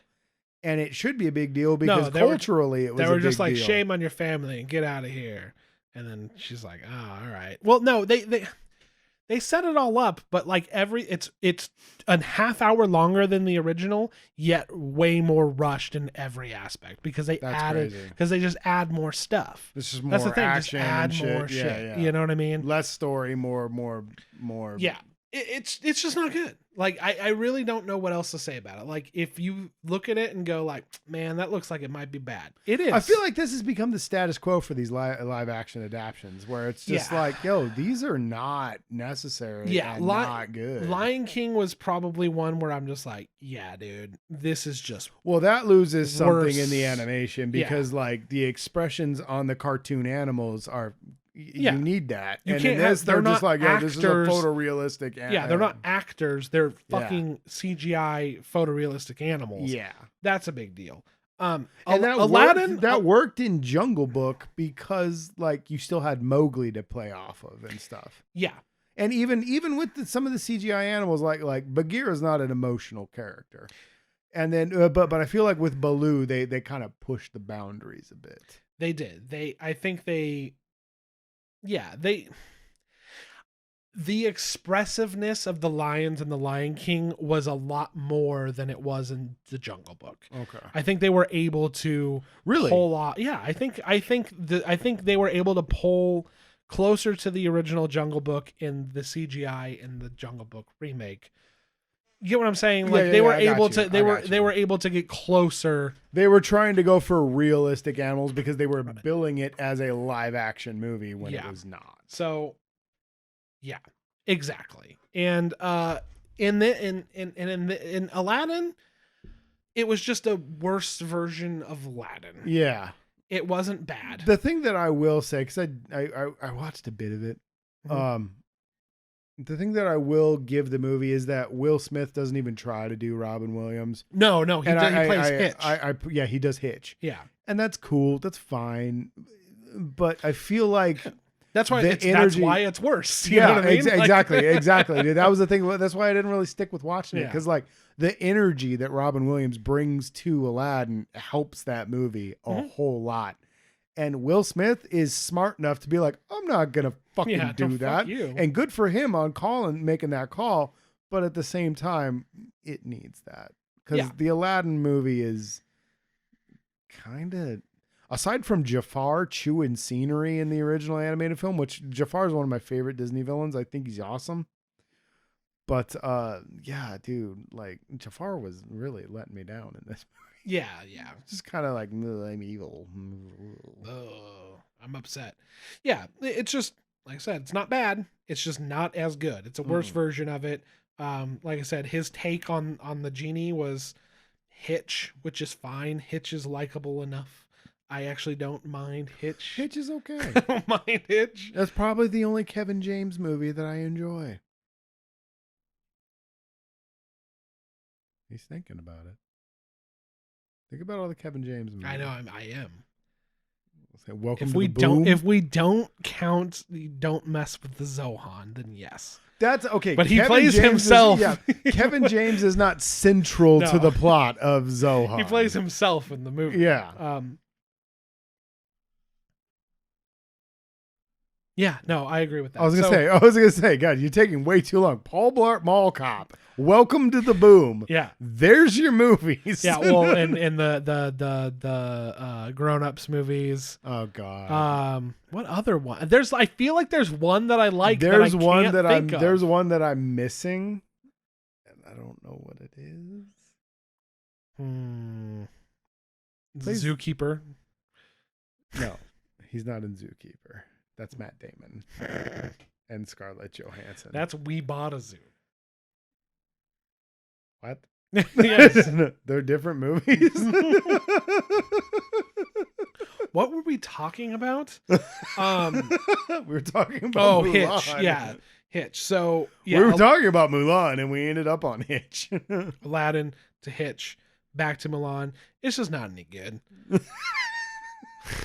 I don't know. I like Do I like do her remarks about not freeing Hong Kong play any role into your oh no. Yeah, she was kind of like no, fuck that, and everybody in China is just like, yo, fuck you, you Yeah. know. That's No. It's kind of a big deal. Yeah, let's not get into that. I mean, like LeBron James already made that fucking mistake. Yeah. Fucking idiot. Yeah, So well, yeah.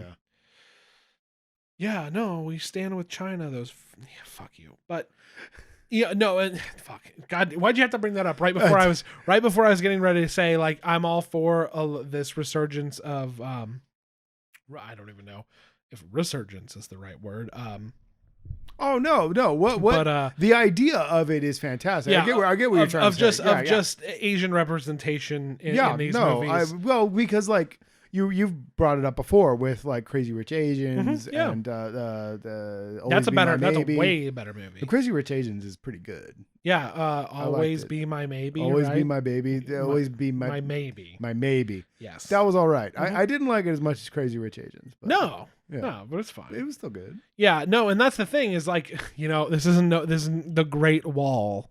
You know what I mean? Oh yeah. So, well, that was the director of the movie is the guy who did Hero and a bunch of those other movies, and he wanted to make a big American blockbuster, and it just failed because like these people don't speak English, these people don't speak Chinese, and it was just a big mess of a fucking movie. That movie could have been really good. It's just I get just that. an unfortunate It's almost big like mess. diversity but if it was an Asian film, I get it. Yeah. But when you're looking at it from a Hollywood, Hollywood studio made it, you just look at it and go like, Jesus Christ. Ooh, yeah. When you look more into it, sure, Well, that's like, not the best example, but you get what I'm saying. Because like I agree with you. Like Shang-Chi's getting a movie from Marvel. Marvel's going to do a Shang-Chi movie. I love Shang-Chi. He's a great fucking character, and I'm super glad that they're going to be bringing a Chinese hero into the forefront. Like everybody was pushing to make Danny Chinese in the Iron Fist series.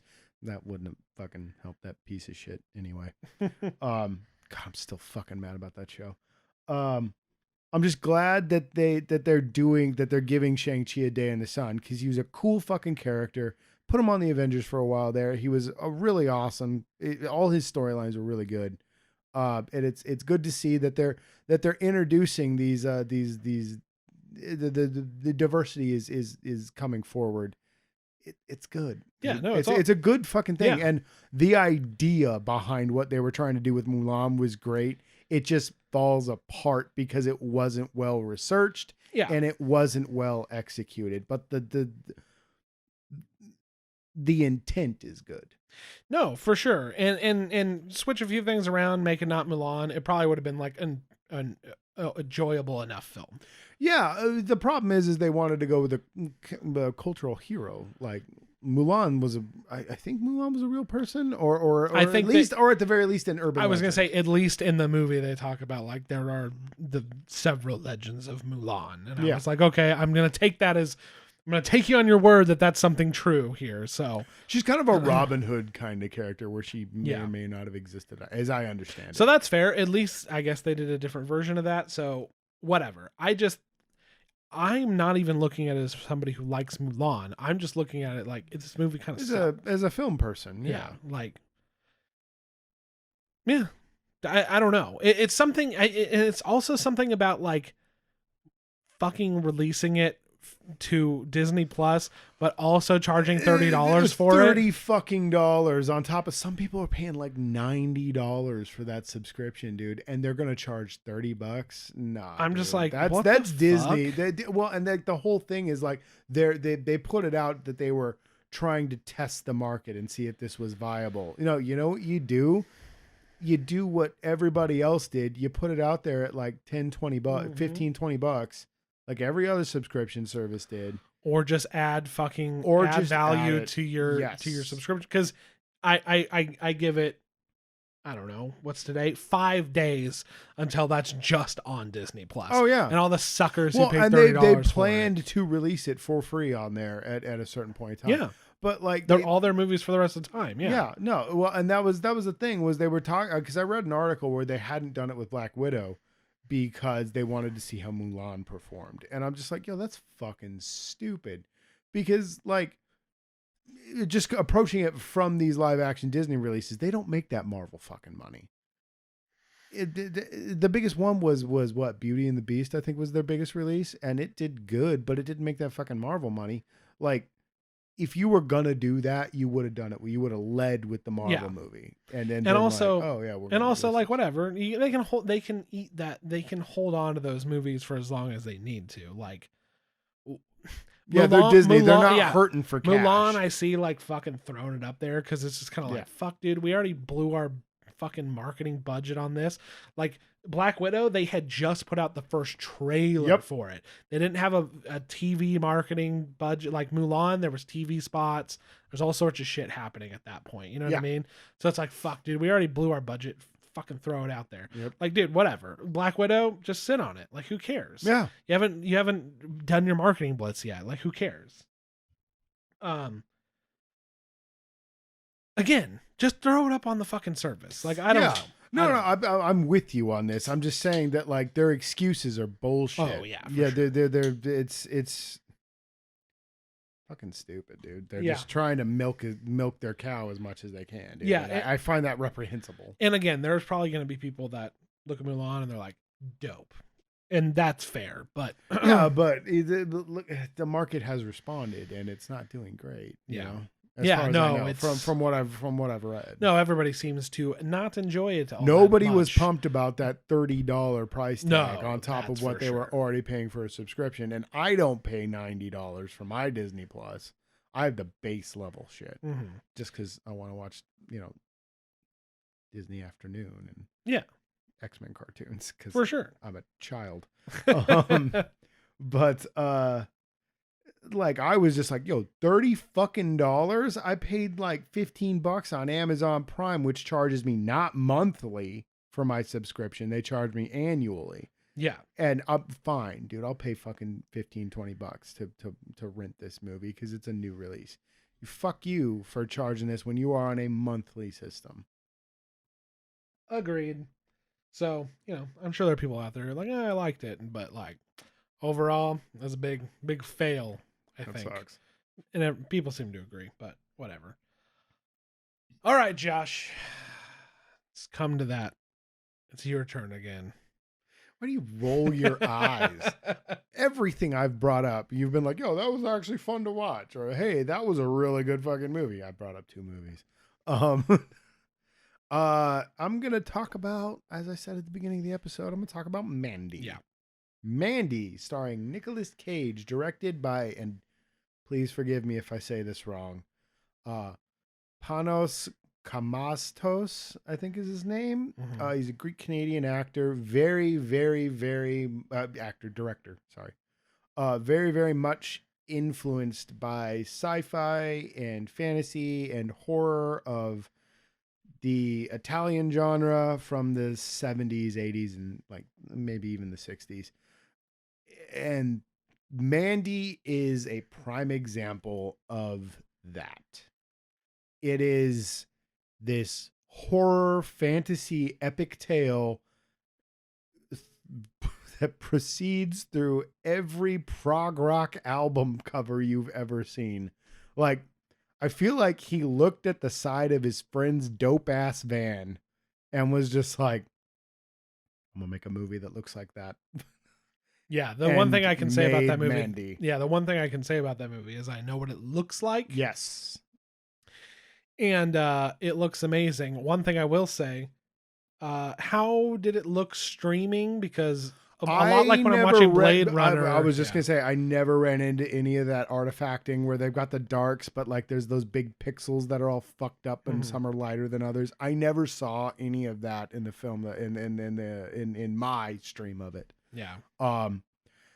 Brilliant, dude. It is one of those crazy art house movies where it doesn't really make any sense, but it's a simple plot. Shit's just fucking weird. It is Nick Cage being Nick Cage. He is a banana man in this movie. He just all the time. Playing to his strengths. He's making a huge fucking axe out of steel that looks like fucking some kind of Final Fantasy VII weapon. It's dude.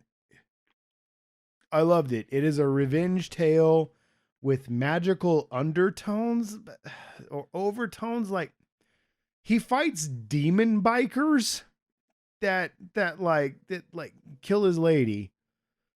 And they might be demon bikers summoned from hell by this dark wizard who's a cult leader, or they might be PCP freaks that cruise the nation that are kind of in the employ of this weird ass cult leader. Linus Roach plays the wizard / cult leader, and he is awesome as the main villain. He's fantastic. It is a beautiful film. Lots of those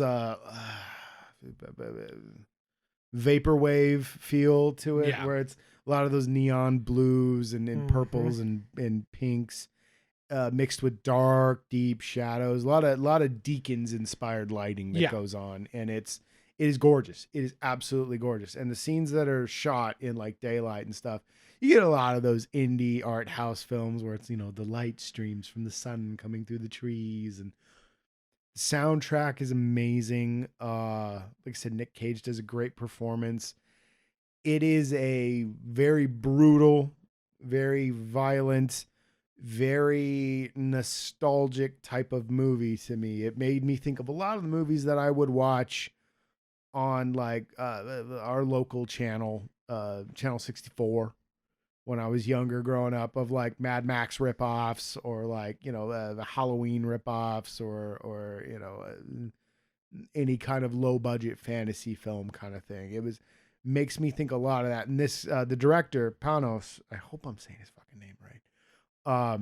Traffics in that. Like I recently rented, like I said, dude, I've been taking a shot on more movies, because of the we don't really have anything to watch, and I'm just like, you know what? I liked that movie. He made this movie. I'm gonna check this out, or that cover looks dope, and I just rent it. Most of them are like $3.99, $2.99 to rent. Who cares? Some of them I end up buying afterwards. But I was shopping for used Blu-rays the other day, just trying to like. There you go, dude. Just like fucking what's out there. Yeah, right. What do I got? Fuck it. What do I got? Yeah. Dude, that's what I've been doing on Amazon. But he made another movie called Beyond the Black Rainbow that I watched the other day, and it is very much that student film, pretentious. It's all about the oppression and fighting against your jailers, but always ending up in the same prison. Raging against the machine. Exactly.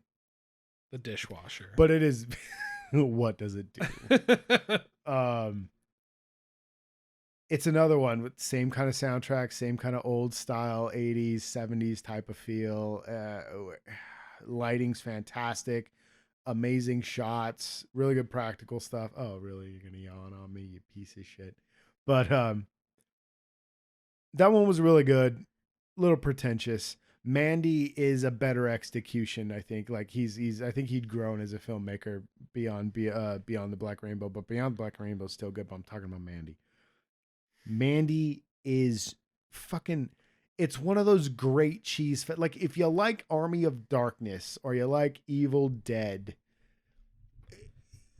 or Slither, or James Gunn movies, you're gonna love this fucking film. I feel like whenever I hear anybody talk about Mandy, it's nice to hear you talk about the plot and things like that. It's usually the visuals, which obviously the visuals are the strong. Anybody can look. It's striking. It's awesome, and that's why I asked about like streaming it versus like, is there a physical release? Because like I get really There's weird. probably a physical release out there. I have not run across it. I own the digital release, and I have, like I said, not run across any of that crappy artifacting or anything like that. The really compression pulls you artifacts. out. Yeah, but and also just him acting like a Nicolas Cage acting like a crazy person in an enjoyable way. He's much more subdued in this. Because I also watched The Color Out of Space, done by man, his name escapes me right now. The guy who did the Island of Dr. Moreau movie, which was real problem. Fuck. But he is full Nick Cage in that movie. That's probably his best I'm a crazy person Nick Cage performance. Mandy he's still a crazy person in the movie, but I feel like it's more subdued, and like I feel like he gives a genuine performance in this. Like he goes crazy when he needs to be crazy. Um,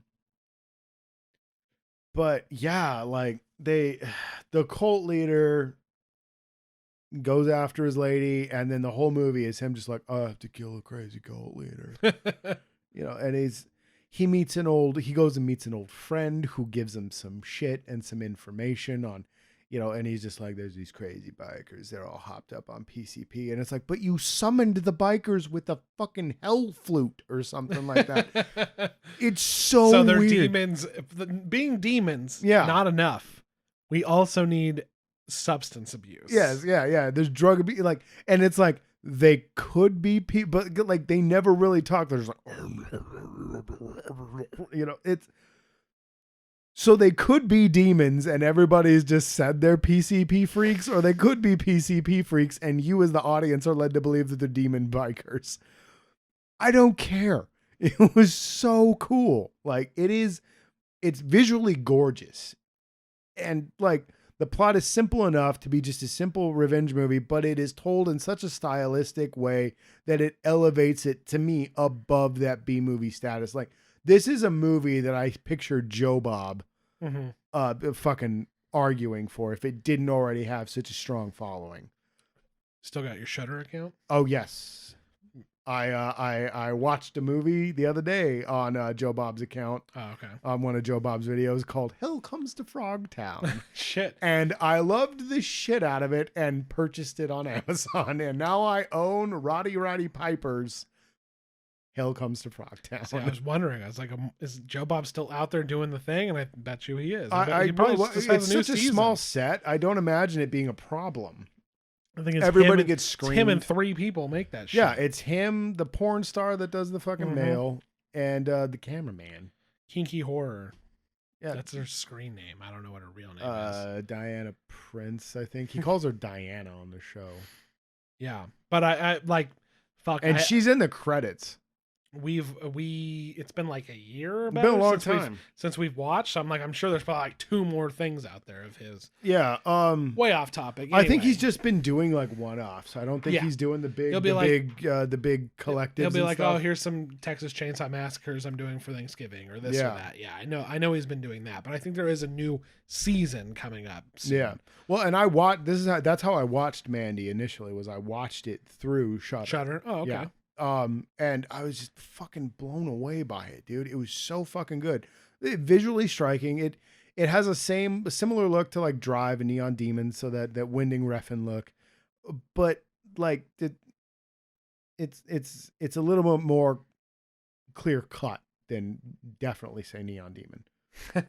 Yeah. But it's in the same vein as Neon Demon, where you're just like, what the fuck is going on? This is insane.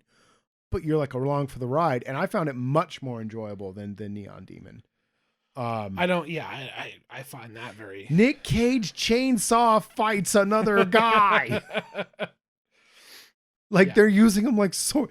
Fucking great movie, dude. I loved that movie, dude. No, it's been on my list to check out. Again, like I said, I've been very weird about I think the visuals are like number 1 for me when it comes to that movie. And the visuals. I know why everybody talks about the visuals mainly, and I can see why you'd be nervous given the streaming format and everything. If I come across a physical copy of it, I will make purchase of it and bring it over. Well, I'll just check it out. I'm just gonna see how it looks. Give it a look, dude. I really want to know what you think of it, because it is a great movie. I really enjoyed it. I don't maybe watch it without the lady because I don't think she'd dig it. Yeah, but it's not up her alley. But Neon Demon. Yeah, exactly. Yeah. I don't think Neon Demon should be up anybody's alley. It's up my alley. Are you serious? No, I really like that movie. You really liked Neon Demon? Yeah, it was fucking. That movie was so bizarre, dude. I was uncomfortable the whole time watching that movie. Basically, don't listen to any interviews or any behind the scenes. Oh yeah, definitely don't or anything about the movie. Don't listen to Nicholas watch it at all. Yeah, I was just enthralled by that movie and some of the visuals and things going on in there. I was super into. So, Mandy, I know, is not ridiculous in the same vein. Yeah. I know what you mean. And very into that neon soaked aesthetic. So, It is. But ever since It basically, is nostalgia fueled, but not like, remember? No, it's the same thing with Beyond the Black Rainbow, where it's just a movie that is set in a style that existed and it is an aesthetic. Here you go. yeah, There's no callbacks to anything else. It's just the aesthetic of a genre, and it's fantastic. Ever since I streamed some of Blade Runner 2049, and there was just things where like didn't affect my enjoyment of the movie at all, but like I'm like, yeah, some of this looks weird with some of the compression artifacting and stuff like that. No, because I think, what was it, on HBO Max? Yeah. I think it was on HBO Max. I watched it there and I was like, yo. Yeah. Ooh. So, And then I reached over and put my Blu-ray in and I was just like, yeah. Yeah, this is way better. yeah. So there was like something there like that. Cause I think I had an opportunity to watch it at some point. The shadows always seem to don't break know. down. It's weird. But anyway, yeah, no. Dude, Google. She's on top of it. Fucking God damn it. Yeah, no, I want to check that one out for sure. And it's give near the top of my list. Give Mandy a look. But as you know, fucking I've had 3 things on the top of my list and have not gotten to them. No, so. yeah. Well, dude, 1917's been on my list. Yeah. And I still haven't fucking watched it. But yeah, this is one of those things that came out where I'm saying, where what I was saying earlier plays into it, where I'm just like, I didn't fucking watch this movie. And I'm really upset that I didn't, because it came out last year. Mm-hmm. And I'm upset that I didn't because I was too busy doing something else, watching another movie that exactly. and it's just, I feel like a lot of these lesser known films are going to rise. It's our Nice Guys argument, where no one was going to watch Nice Guys. We knew that going in, and it was a damn shame. And there's so many people I talked to that never saw the Nice Guys, never even heard of it. And it was in theaters for a long time. It was a great fucking flick. That's how I feel about this movie, Mandy, where it's like, no, you have to check this movie out. It's amazing. Yeah, and when these things are on when they're on these streaming services, and during this time, like they have time to trend, and more people might discover them, and like it's one little positive we can look at through all of this. Another great positive, Josh, that we can look at.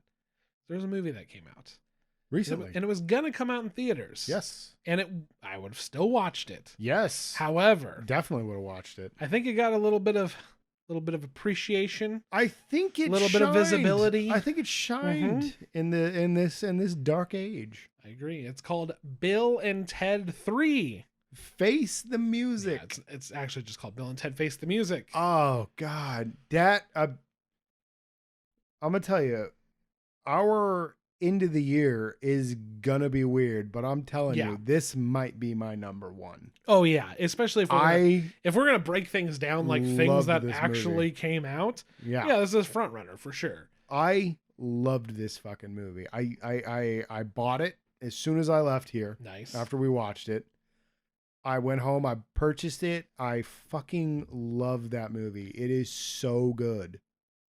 It's hilarious. It's really funny. It does not suffer from sequelitis. That terrible, like, we made a good comedy series, we're gonna make another one. Yeah, it doesn't suffer from sequelitis, and it also doesn't suffer from what I talk about a lot, is the late to the party sequel, which is like fucking Dumb and Dumber, Zoolander 2, fucking Zoolander 2, fucking Super Troopers 2, R.I.P. Press F. Joe Dirt 2 is the best example. Yeah, I think Joe Dirt 2, I never had a lot of faith in, but like they could have.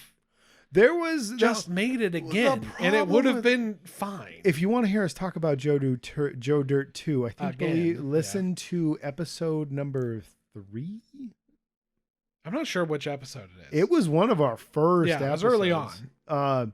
It is the worst movie that Ryan and I have ever seen, and we do not recommend anyone ever subjecting themselves to do. No. However, if you've got a penchant for torture, go on Crackle. Yeah, it's on Crackle. Still there. Check it out. Yeah. So luckily, there's ads, so you can spare yourself for a bit. Anchorman 2, like not all of those were really bad. Some of them, like Super No, Troopers, yeah, and Super Trooper 2 was okay. Mm, I say okay on the lower side of Yeah. okay, where I was like, the big exception, as we talked about on the podcast, was Zombieland 2. Yeah. That one pushed the boundary. It dips its toe into those crap, but it's never so bad. It was still just like, yo, they pulled it off. But this is the one. This is the only one that didn't suffer from any of that. Nope. This is just a solid movie in the Bill and Ted series. And I believe this is the truth, but like this is like they took the script that they wrote back when it would have been 10 years ago? Yeah, back when it would have been a time to do this movie. Yeah, 10, 15 years ago they were trying to get punched it up a little bit to make it make sense with the amount of time that's passed. Yeah, with the modern time. Yeah. Made it in earnest. Yes. Everybody did their best. And they just made a fucking great little comedy film. It's so fucking good. The daughters are probably my favorite part of the movie. I just love. And it was a good idea to make them the daughters. I love that not only are they like Ted's daughter is Bill and Bill's daughter is Ted. Yeah. But they both have the respective personalities of the different characters. Yeah. Like Bill is Ted and Ted is Bill. Yes. So it's fucking funny. It's so fucking funny. Those kids, the two girls are great. And is it Bill's daughter? No, Ted's daughter is the from Ready or Not. Ready or Not. Yeah. Yeah, she's great in the movie. Something Weaver, I think is her name. I can't remember. Australian actress. Yeah. Yeah, she's awesome. Yeah, and she's everybody does a good job in this movie. The new characters, they stand out. Oh, like they do the such dude a good, they got to be Jimi Hendrix is fantastic. Is Jimi Hendrix? They did a love Bill and Ted. Excellent adventure. I've seen it a million times. Bogus Journey was never really for me. I feel like I need to go back and watch it. Watched it the other day, and it's good. It's not. I didn't enjoy people it keep as much talking as the first about one. it like, yo, that's where they really did it. See, I think the first one is. I'm with you. The first one is more for me, but the second one is a good film. It's really good. It's just I didn't find it quite as funny, and I think that's the thing that the first one has over the second one is it's more funny. It's funnier. Okay. Yeah. So anyway, yeah, like in the one thing that they did in this that they did better in this than they did in the first one is the caricatures, I guess, of the historical figures, which like it was funny. Yeah. But in this one they were just like, no, they're going to act like the people they're supposed to be. They're just gonna be like people. We'll have a little bit. We'll have a little bit of a joke of them being out of time or fish out of water, but they're not just gonna be caricatures. Yeah, it's not gonna be Genghis Khan knows how to play drums. Yeah. I think Louis Armstrong walks the line a bit where he's like, "Oh, you girls are just the bee's knees," you know. And it's like, what the hell is happening? I was hoping you wouldn't remember Louis Armstrong. Louis Armstrong was a little bit, but ridiculous. I think that was the actor's kind of choice. I think that was his take. He was just like, "Oh, Louis Armstrong, I've seen him." Yeah. The wives could have had more of a plot line. Yeah, I think it's so heavily hinted at that they have more of a plot line. Yeah, I think they cut down some stuff because you see them on their own adventure, but we never see their own adventure. It never comes back until they're like, "Hey, we just learned that this is where we want to be." I feel like they cut it because maybe the daughter stuff was so much stronger, and the daughter stuff is the best plot line in the film because Bill and Ted aren't. Plus, really you don't much. want a Phantom Menace. Yes. Things. You don't want 3 stories converging. That's what I'm saying. I'm feeling like they looked at all the plot lines and were just like, yo, the daughter stuff is the strongest, which is why it gets the most screen time, and Bill and Ted stuff is actually the weaker. Well, it is, but also it's just Bill and Ted being. It's my favorite time travel trope, and it's being pissed off at your past or future self. Dude, the fact that Bill keeps trying to kick his own ass is so funny. I'm a dick. Or you were kind of a dick, bro. Keanu doesn't drink, currently in the current timeline. Yes. And then he's an alcoholic everywhere they go in the Yeah. future. Yeah. He's just, you lost her for us, man. I love that when they go to the timeline where they're both in jail. Yeah. And like Keanu Reeves is just like, yeah, that's a yoked up Keanu Reeves. Yeah, it looks. And then you look at, what's his name? Oh my God, it's escaping me. Anyway, Alex Winter. Yeah, you're thinking of, then you see Alex Winter in his muscle suit, and he's just ridiculous. Like he has shoulder muscles, but still has a neck. Yeah. Like, his suit just looks so stupid. It becomes the joke that they're trying to do, but it's funny because, like, I think you're supposed to think Keanu looks ridiculous as well, but since we know that he's like a pretty in shape dude, you're just like, oh yeah, he's like pretty fucking beefed up. That's just but like, that's like it's like looking at Hugh Jackman in The Wolverine. Yeah. And being like, yo, Hugh Jackman is jacked. Yeah. And then you look at Keanu Reeves in this, like, I've seen John Wick. That's probably what John Wick looks like.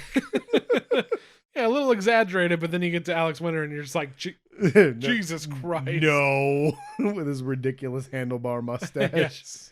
Oh my God. The best part though was when they go to the glam rock versions of themselves. That was hilarious. Yeah. I mean, we could sit here and be like, this scene, that scene, this piece, that piece. The robot is fantastic. Yeah. Just overall, very funny. Very, it's not mean spirited. It's very lighthearted. It is a very feel good comedy. There's no political commentary, which like that doesn't mean something's good or bad. It's it just lends to the very feel good. It is about Bill and Ted. Positive idea that Bill and Ted has always been based on. That it's just like being cool to everybody and loving music and doing your thing is like what everybody needs. Yeah, exactly. It kept in the spirit of like, we're going to write the song that saves the fucking world. Yeah. And I like that Keanu Reeves' character, Bill, who's always been the more like, I want to say grounded, but I mean, it's Bill and Ted. Yeah. Where he's always been like, yo, this doesn't sound legit. And in this one, he's just like, dude, we've been doing this forever and we haven't fucking done it. Yeah. You know, like, I don't think this is for me. I think I'm going to sell my guitar. Yeah. And he's like, what? Yeah. It's, that's like as low as it gets. And you immediately get slapped in the face. Well, I feel like the lowest you get is when they're playing the VA. Well, yes, but that's for comedy purposes of but even then they're just like, oh no, we just do this for fun to see how the peasants live. It's just everything about it is just. It's so good. I love the robot. The robot cracks me up. Yeah. It was good to see William Sadler return his death. And I love that there's a plot reason for why he's there and why they have to bring Death back. And it's like, you were hogging the spotlight. Yeah. Can never exist as a band with you. Yeah. All percussion album that he came out with later. Like, it just. Everything about it. Your bass solos were most righteous. Oh yeah, sorry, I said all percussion, all bass. All bass. Yeah, all bass. Oh God. Yeah. It's a fucking great movie. Fun, funny, feel good, but like not shallow. You know what I mean? Like it's just it just builds upon what Bill and Ted already did. I don't want to say not shallow because the Bill and Ted movies are kind of shallow, but it's I understand what you mean. Yes, simple. There you go. It's because a shallow remake would have been this shitty crash grab, and like what you get from this movie is an obvious labor of love. They wanted to make this movie. Yeah. Everybody on board was on board for the movie. Like we said earlier, they've been trying to get this movie made for like 10, 15 years at this point or something like that. Yeah. And they just updated it and it works. It's a great movie. Like I said, I think it feels so genuine that they had to have had this idea. They just punched it up to make sense within the timeline. That's it. Like how old they were. That's it. Exactly. And yeah, like you said, it's still a simple movie. It's Bill and Ted, but what I mean by it's not being shallow is it's building upon what Bill and Ted already started. You know what I mean? Oh Like, yeah, it they is very didn't much go, rooted it's within not the lore. remember Bill and Ted. It's literally just like, and here we go. This is the third part. Yep. Like, I think watching them back to back to back will work very, very well. Oh God, I would love to do a Bill and Mhm. Ted marathon. I should do. Well, that's that. what I'm waiting on. I'm waiting on a Yeah, you said you were going to buy a movie package. collection. I Yeah. want to buy just something about, you know how I feel about digital. I'm just like, I'm never buying a game not digital. Yeah. You're the opposite on film. Something about I don't trust. First of all, there's way too many places to get movies Well, from. it's like you were There's way saying, too many restrictions on where you can access them. Yeah. Like how this, how that. It's just well, something about, and like you were saying earlier with the visuals of Mandy and how you're concerned about it and you would rather watch a physical copy. Yeah. I understand because like you it's Roger not- Deakins has a career for a reason. yeah, something about the the Don't yes. compress my glory. Exactly. And that's the thing. I'm cool with watching a compressed movie because it's like, oh, it's on Netflix. Like, it's on this, but I'm not going to be buying that.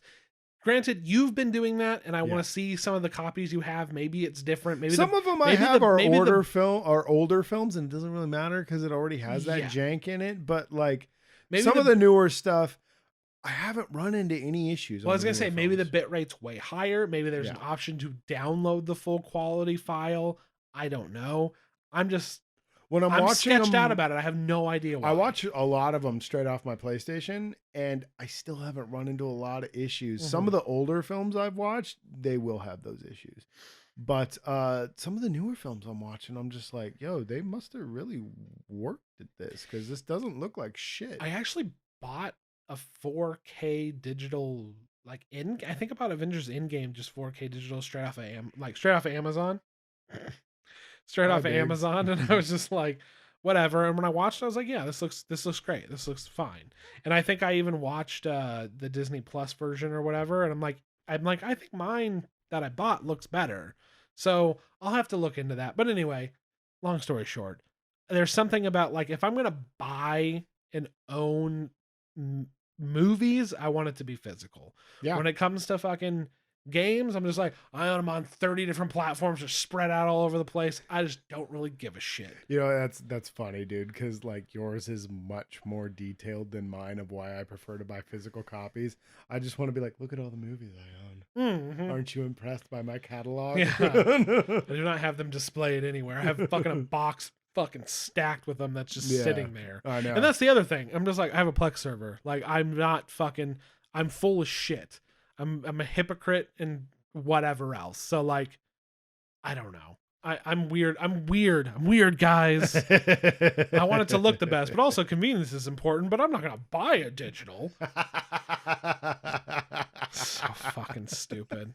Dude, it's a weird time, I'm gonna buy, man. no, it's but a weird time. I'm gonna buy the three pack because I do want to watch them back to back. They will definitely put it, dude. Call me over when you do that, dude. Yeah, because I definitely want to be here for a Bill and Ted. I'm marathon. ready. I was sad that I didn't just decide to watch the first two before we watched this. We should have done that. Oh man, that would have been awesome. Would have been awesome. So, yeah, dude. No, well, it's like when we went and saw that Back to the Future marathon. Yeah, I hope it doesn't because God, 2 is such a slog to get through.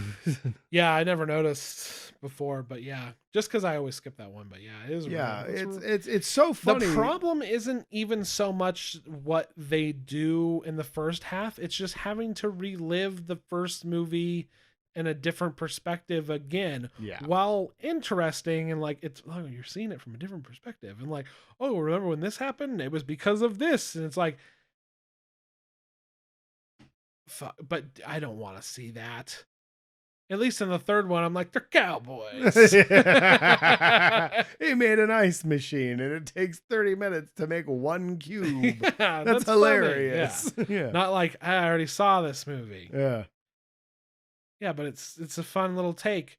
Yeah, but after I just sat through fucking bullshit of like, we're in the wrong universe. Yeah. That's a discussion for another time. Bill and Ted, because the time travel rules in Bill and Ted, I've never even given them a thought. Oh. And that's how you know it's good. Yeah, exactly. Because like they have their own unique take and it makes sense within their universe. Within what it needs to. Cares? Yeah. Who cares? Yeah. It's not a not Looper. It's not a Terminator, 12 Monkeys. yeah, or any of that shit. It's just kind of like, it's for fun. Is close to Back to the Future and even more simple than that you can get. It's like cool, good, nice, amazing, lighthearted, and that's not a dig at it. It's just like Nope. it is just a fun time. It was a great fucking movie, dude. I loved it so much, man. I really fucking loved No, movie. I think you're right all year because like we said, we've watched more modern movies that were like released, and well, this is the first one, you know, that like they were released late in March, and then it was like, yeah, then they came straight to video, and we watched a lot of other stuff, and I'm just like, yeah, that was fine. But this is the first one that stuck with this me. is the first one that I was just kind of like, fuck yeah, dude. It's like we all scored and we got to watch a new movie this year despite all the odds. Yes. I was just like, that felt like the first real movie I watched this year. Dude, I feel like we were going to high five at the end of that movie, dude. Yeah. It was so good. It was. We should have if we didn't. Right? Why didn't we? Yeah. It was, dude, that was just like, I had the best time watching that movie. I loved every second of it. It was so good. Yeah. And like, you know, watching it the weekend it was released and stuff, like felt like an event. And I really, well, dude, because you hit me up and we're like, yo, dude, Bill and Ted this weekend, and I was like, fuck yes, because like I'd heard, I was super on board because I didn't hear anything about it. I just think everybody was really hopeful. Nobody was talking shit about it. Everybody was just very hopeful it would be good. Well, and like it made me hopeful. I was the only thing that I saw that was hyping it up was I saw a thing where Keanu Reeves and Alex Winter were talking about, yo, dude, check out our movie. You know, it was, and they seemed really into being there. It wasn't like, yo, we're doing Bill and Ted again. Mm-hmm. Yeah, it's pretty cool. It wasn't like watching fucking Jim Carrey and Jeff Daniels be like, yeah, we're doing it again, you know, and it's just like, yo, you guys are better than this by now. Yep, we have helicopter payments to make. Yeah, exactly. It was just like Keanu Reeves being like, yo, dude, this is gonna be great, man, come in. And I was just like, yo, man, you're getting me pumped for it just by being like, I made another movie, you know. It was, I don't know, them being jacked about it made me jacked about it, and I was just like, all right, dude, I'm definitely on board for this. And I was so intrigued by. I was like, nobody asked for a third Bill and Ted movie. Nobody wanted more Bill and Ted. And we mean that in a good way. Exactly. And it's such a surprise that, yeah, I actually did want more Bill and Ted. And it was so surprising. I think that's the best thing is like, it was so surprising that I enjoyed a movie. Like you said, the delayed sequel, coming late to the party thing. It was so welcome. Yeah. I agreed. It just felt like an event. It was like it was awesome. It was awesome. Just watch the movie. Please do. Get out there, give it a look. Give them the money. Give them your money. Yeah, rent it. I would say just straight up buy it. But yeah, I mean, whatever. Bill and Ted may not be for you, but if you like the movies, whatever, buy it. Yeah. Just it's worth it. Take our word for it. All right, Josh. There's one that we haven't talked about. Well, that's what I wanted to get at. I think for now I've covered everything I really want to cover. Is there anything that you think we're leaving out here that the viewers might want to know about? The listeners, rather. Do you want to talk about Palm Springs? Oh, yeah, Palm Springs. Yeah, we can talk about it for really quick. There's not much to say. No, it's you got Hulu? Watch yourself some Palm Springs. Yeah. Andy Samberg. You like Andy Samberg? Really, watch yourself some Palm Springs. It's good. Yeah. I kind of. That's the first time you've done it. I've been beating the shit. I was gonna say, yeah. I've Don't been. worry about it, dude. Jesus Christ, you're gonna have a fun time with this one. Oh yeah. I liked Palm Springs, but where I am, like, I hold it in contrast to Bill and Ted. Yeah. Because it's the other big comedy that I've watched. Yes.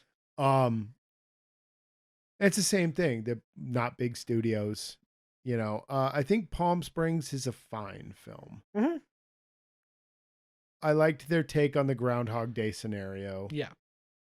It was good. I don't remember most of that fucking movie. No. Well, to be fair, you were But I did go back and finish and watch the whole thing. okay. On my own. Okay, Yeah, okay. yeah. I Then did. I was a little drunk. I was then tired. then we won't bring that up. But Yeah. not that I was going to disagree with you too much. I think the only thing that I would say is Bill and Ted. I think I hold it to a little higher standard because it was coming out as a story as a series, as a theatrical release. This was a quaint little movie. Just It was good. It was good. It was small fine. cast, which not that Bill and Ted has a I huge think cast. J.K. Rowling's character was the infinitely more, not J.K. Rowling, J.K. Simmons. I was like, uh-oh. We'll cut that out. Forgive my stupidity. J.K. Simmons was it's J.K. Simmons, isn't it? It is, yes. Yeah. Okay. God damn it. I'm all nervous, dude. J.K. Rowling's is the J.K. transphobic Rowling's author is the of transphobic Harry Potter of the author. Harry Potter novels. Yes, God, she really hates those people. It's so sad. it's sad. God, it's like, why? Anyway, You're a billionaire. What are you doing? yeah, what are you doing? Like, stop. I like to inspire kids, but I also like to inspire intolerance. Polymorph portions, man. Yeah. Jesus. Yeah, J.K. Simmons' character I thought was the more interesting character in the movie. Yeah. And we don't get enough of him. No. I would have liked the movie to have been about him and Andy Samberg's character. Yes. Because I feel like that's where the catharsis comes from. It was three movies In one. and I think it was a focused film. I just think that they didn't have enough time to flesh out everybody they probably wanted to. Yeah, It is a good movie. It is a fine film. I just kind of saw it once and was like, that's enough. And that's perfectly fine. So what I was initially talking about was Bill and Ted. As a big studio. Orion, if that you call it a studio these days, right? But, like I was amazed when the Orion logo came up. Yeah, I don't know. Like, I don't know what that's shit. I don't know who owns that these days. Anyway, it was supposed Keanu Reeves. It was a theatrical release. This was a Hulu original. Yeah. And it's just nice that somebody was making a comedy film. Bill and Ted did that's an anomaly. Yeah, like it's the complaint that you've had, and I Talk about 100% agree with yeah. the big studio comedy being like a dead genre, and I feel like this was a good move for the smaller comedy. Yeah, these are all actors who were in sitcoms or comedy series. Well, wasn't it even like a Lonely Island joint? It was, no, it was. They did a Lonely Island's classics, like Sony Classics spoof logo. That's what it was. And I thought it was very funny. So you got Andy Samberg, and basically we don't get a backstory with him, but we just get his kind of like evolution. Like I liked their take on the character of the Bill Murray archetype. Yeah, where we're meeting him midway. Yeah, I like that we've met him where he's just been doing this for fuck knows how long, and he's just like, yeah, no, this is the way it is now, and you just gotta roll with it. He has made he initially tried everything to get out of the loop. He can't figure out how to get out of the loop. And then there was a pseudo-scientific way of getting out of the loop. He inadvertently brings somebody else into it. There's a love interest there. The J.K. Simmons thing was he intentionally did it, but it was because he wanted to go. Asked for it. It was their drunken thing, and then they have a little bit of a rivalry. J.K. Simmons is out for revenge for most of the film. Then we look into his character. We get a character bit with him. That was a great part of the movie. Girl, I forget her fucking. I don't remember her character's name. She was the mom. She was the mom in How I Met Your Mother. I always want to say How to Train Your Dragon. And we get character development with her. We get some of her backstory, what was going on with her, why she's kind of a mess. And they play off of one another, and then it was kind of just like, yo, I'm into you. This guy was like, hey bro, you're probably thinking about life all wrong. And then she's like, I studied science and I think we should do this. And he's like, I don't know, I'm scared. And she's like, grow a pair of balls and like fucking be a man. No, it wasn't even be a man. It was more like stop being scared of like.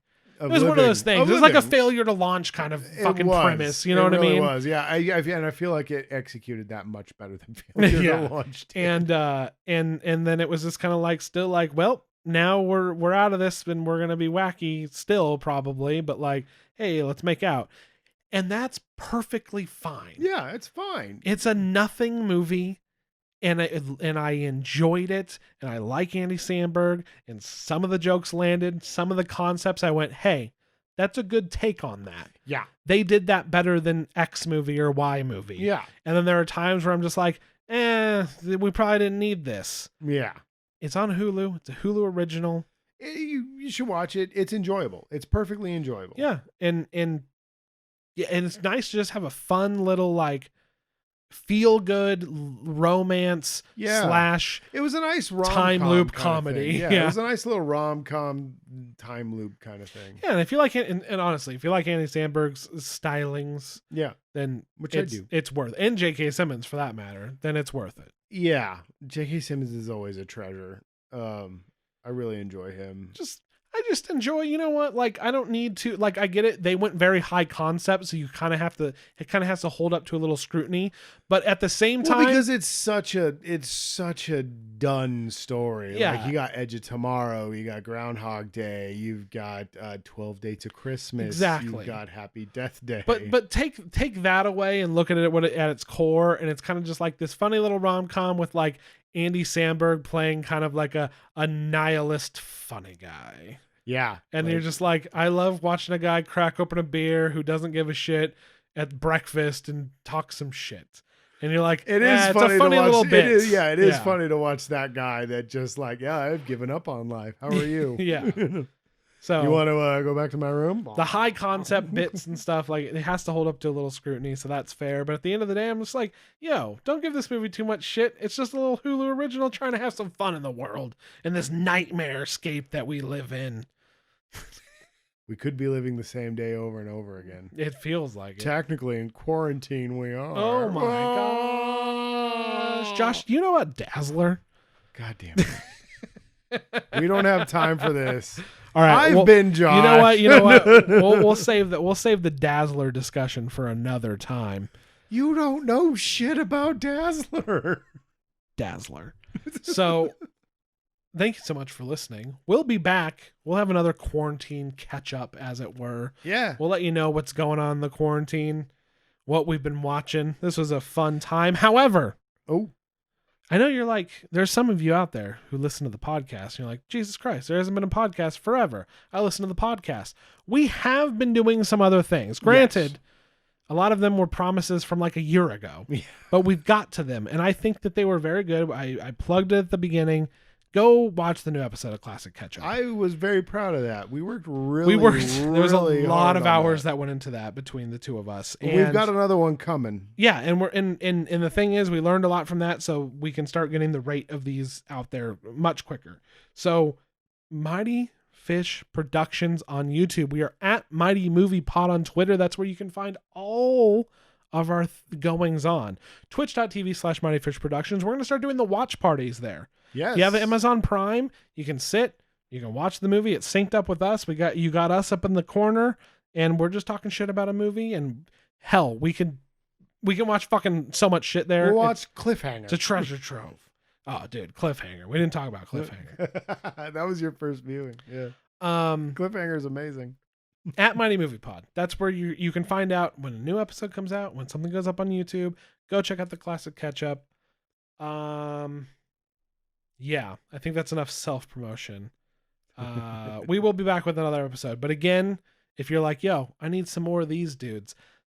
To be honest, without new movies, we try to come in here, but we need to... It's harder. It's harder to get these episodes done. It's a little harder. It's a much easier for you to just follow us at Mighty Movie Pod on Twitter, see when a new Classic Catch-Up goes on, or if we're live on Twitch, or whatever, twitch.tv/Mighty Productions. Wow. I'm going to cut that out. Twitch.tv. Leave it in. Twitch.tv/Mighty Fish Productions. That's where we are at. You have anything else to say, Josh? I'm good, man. Are you sure? You don't want to pump your own Twitter? I don't have a Twitter. Oh, okay. It's at Moon Pie Money. So anyway. Oh God, I do have a Twitter. I just never use it. It's probably like at XX Sephiroth 420. Yeah, exactly. 69. Superman Goku. Mm-hmm. The real Goku. The real Goku. Because you have to be the real whatever. All right, this has been fun. Thank you so much for listening. Again, I'm not joking around. We have put a lot of time to some other content through all this because we know that the podcast is typically reserved for newer films. Yes. Or just like, and we're still going to keep coming out. Or catching up on, yeah, no, we are. But or just catching up on like some older things that we haven't seen. But like, as this stuff drags on, like, look, we just talked about a bunch of movies. What the hell are we supposed to talk about next time? I've still watched a shit ton of movies I haven't talked about. But we have a show for that. So anyways, I could talk about Hell Comes the Frog Down. True. Or Hudson We'll be back with another episode shortly. Check out all those channels, like I said. Thank you so much for listening. My name is Ryan. I am still Josh. And we will catch you in the next one. Goodbye. Bye.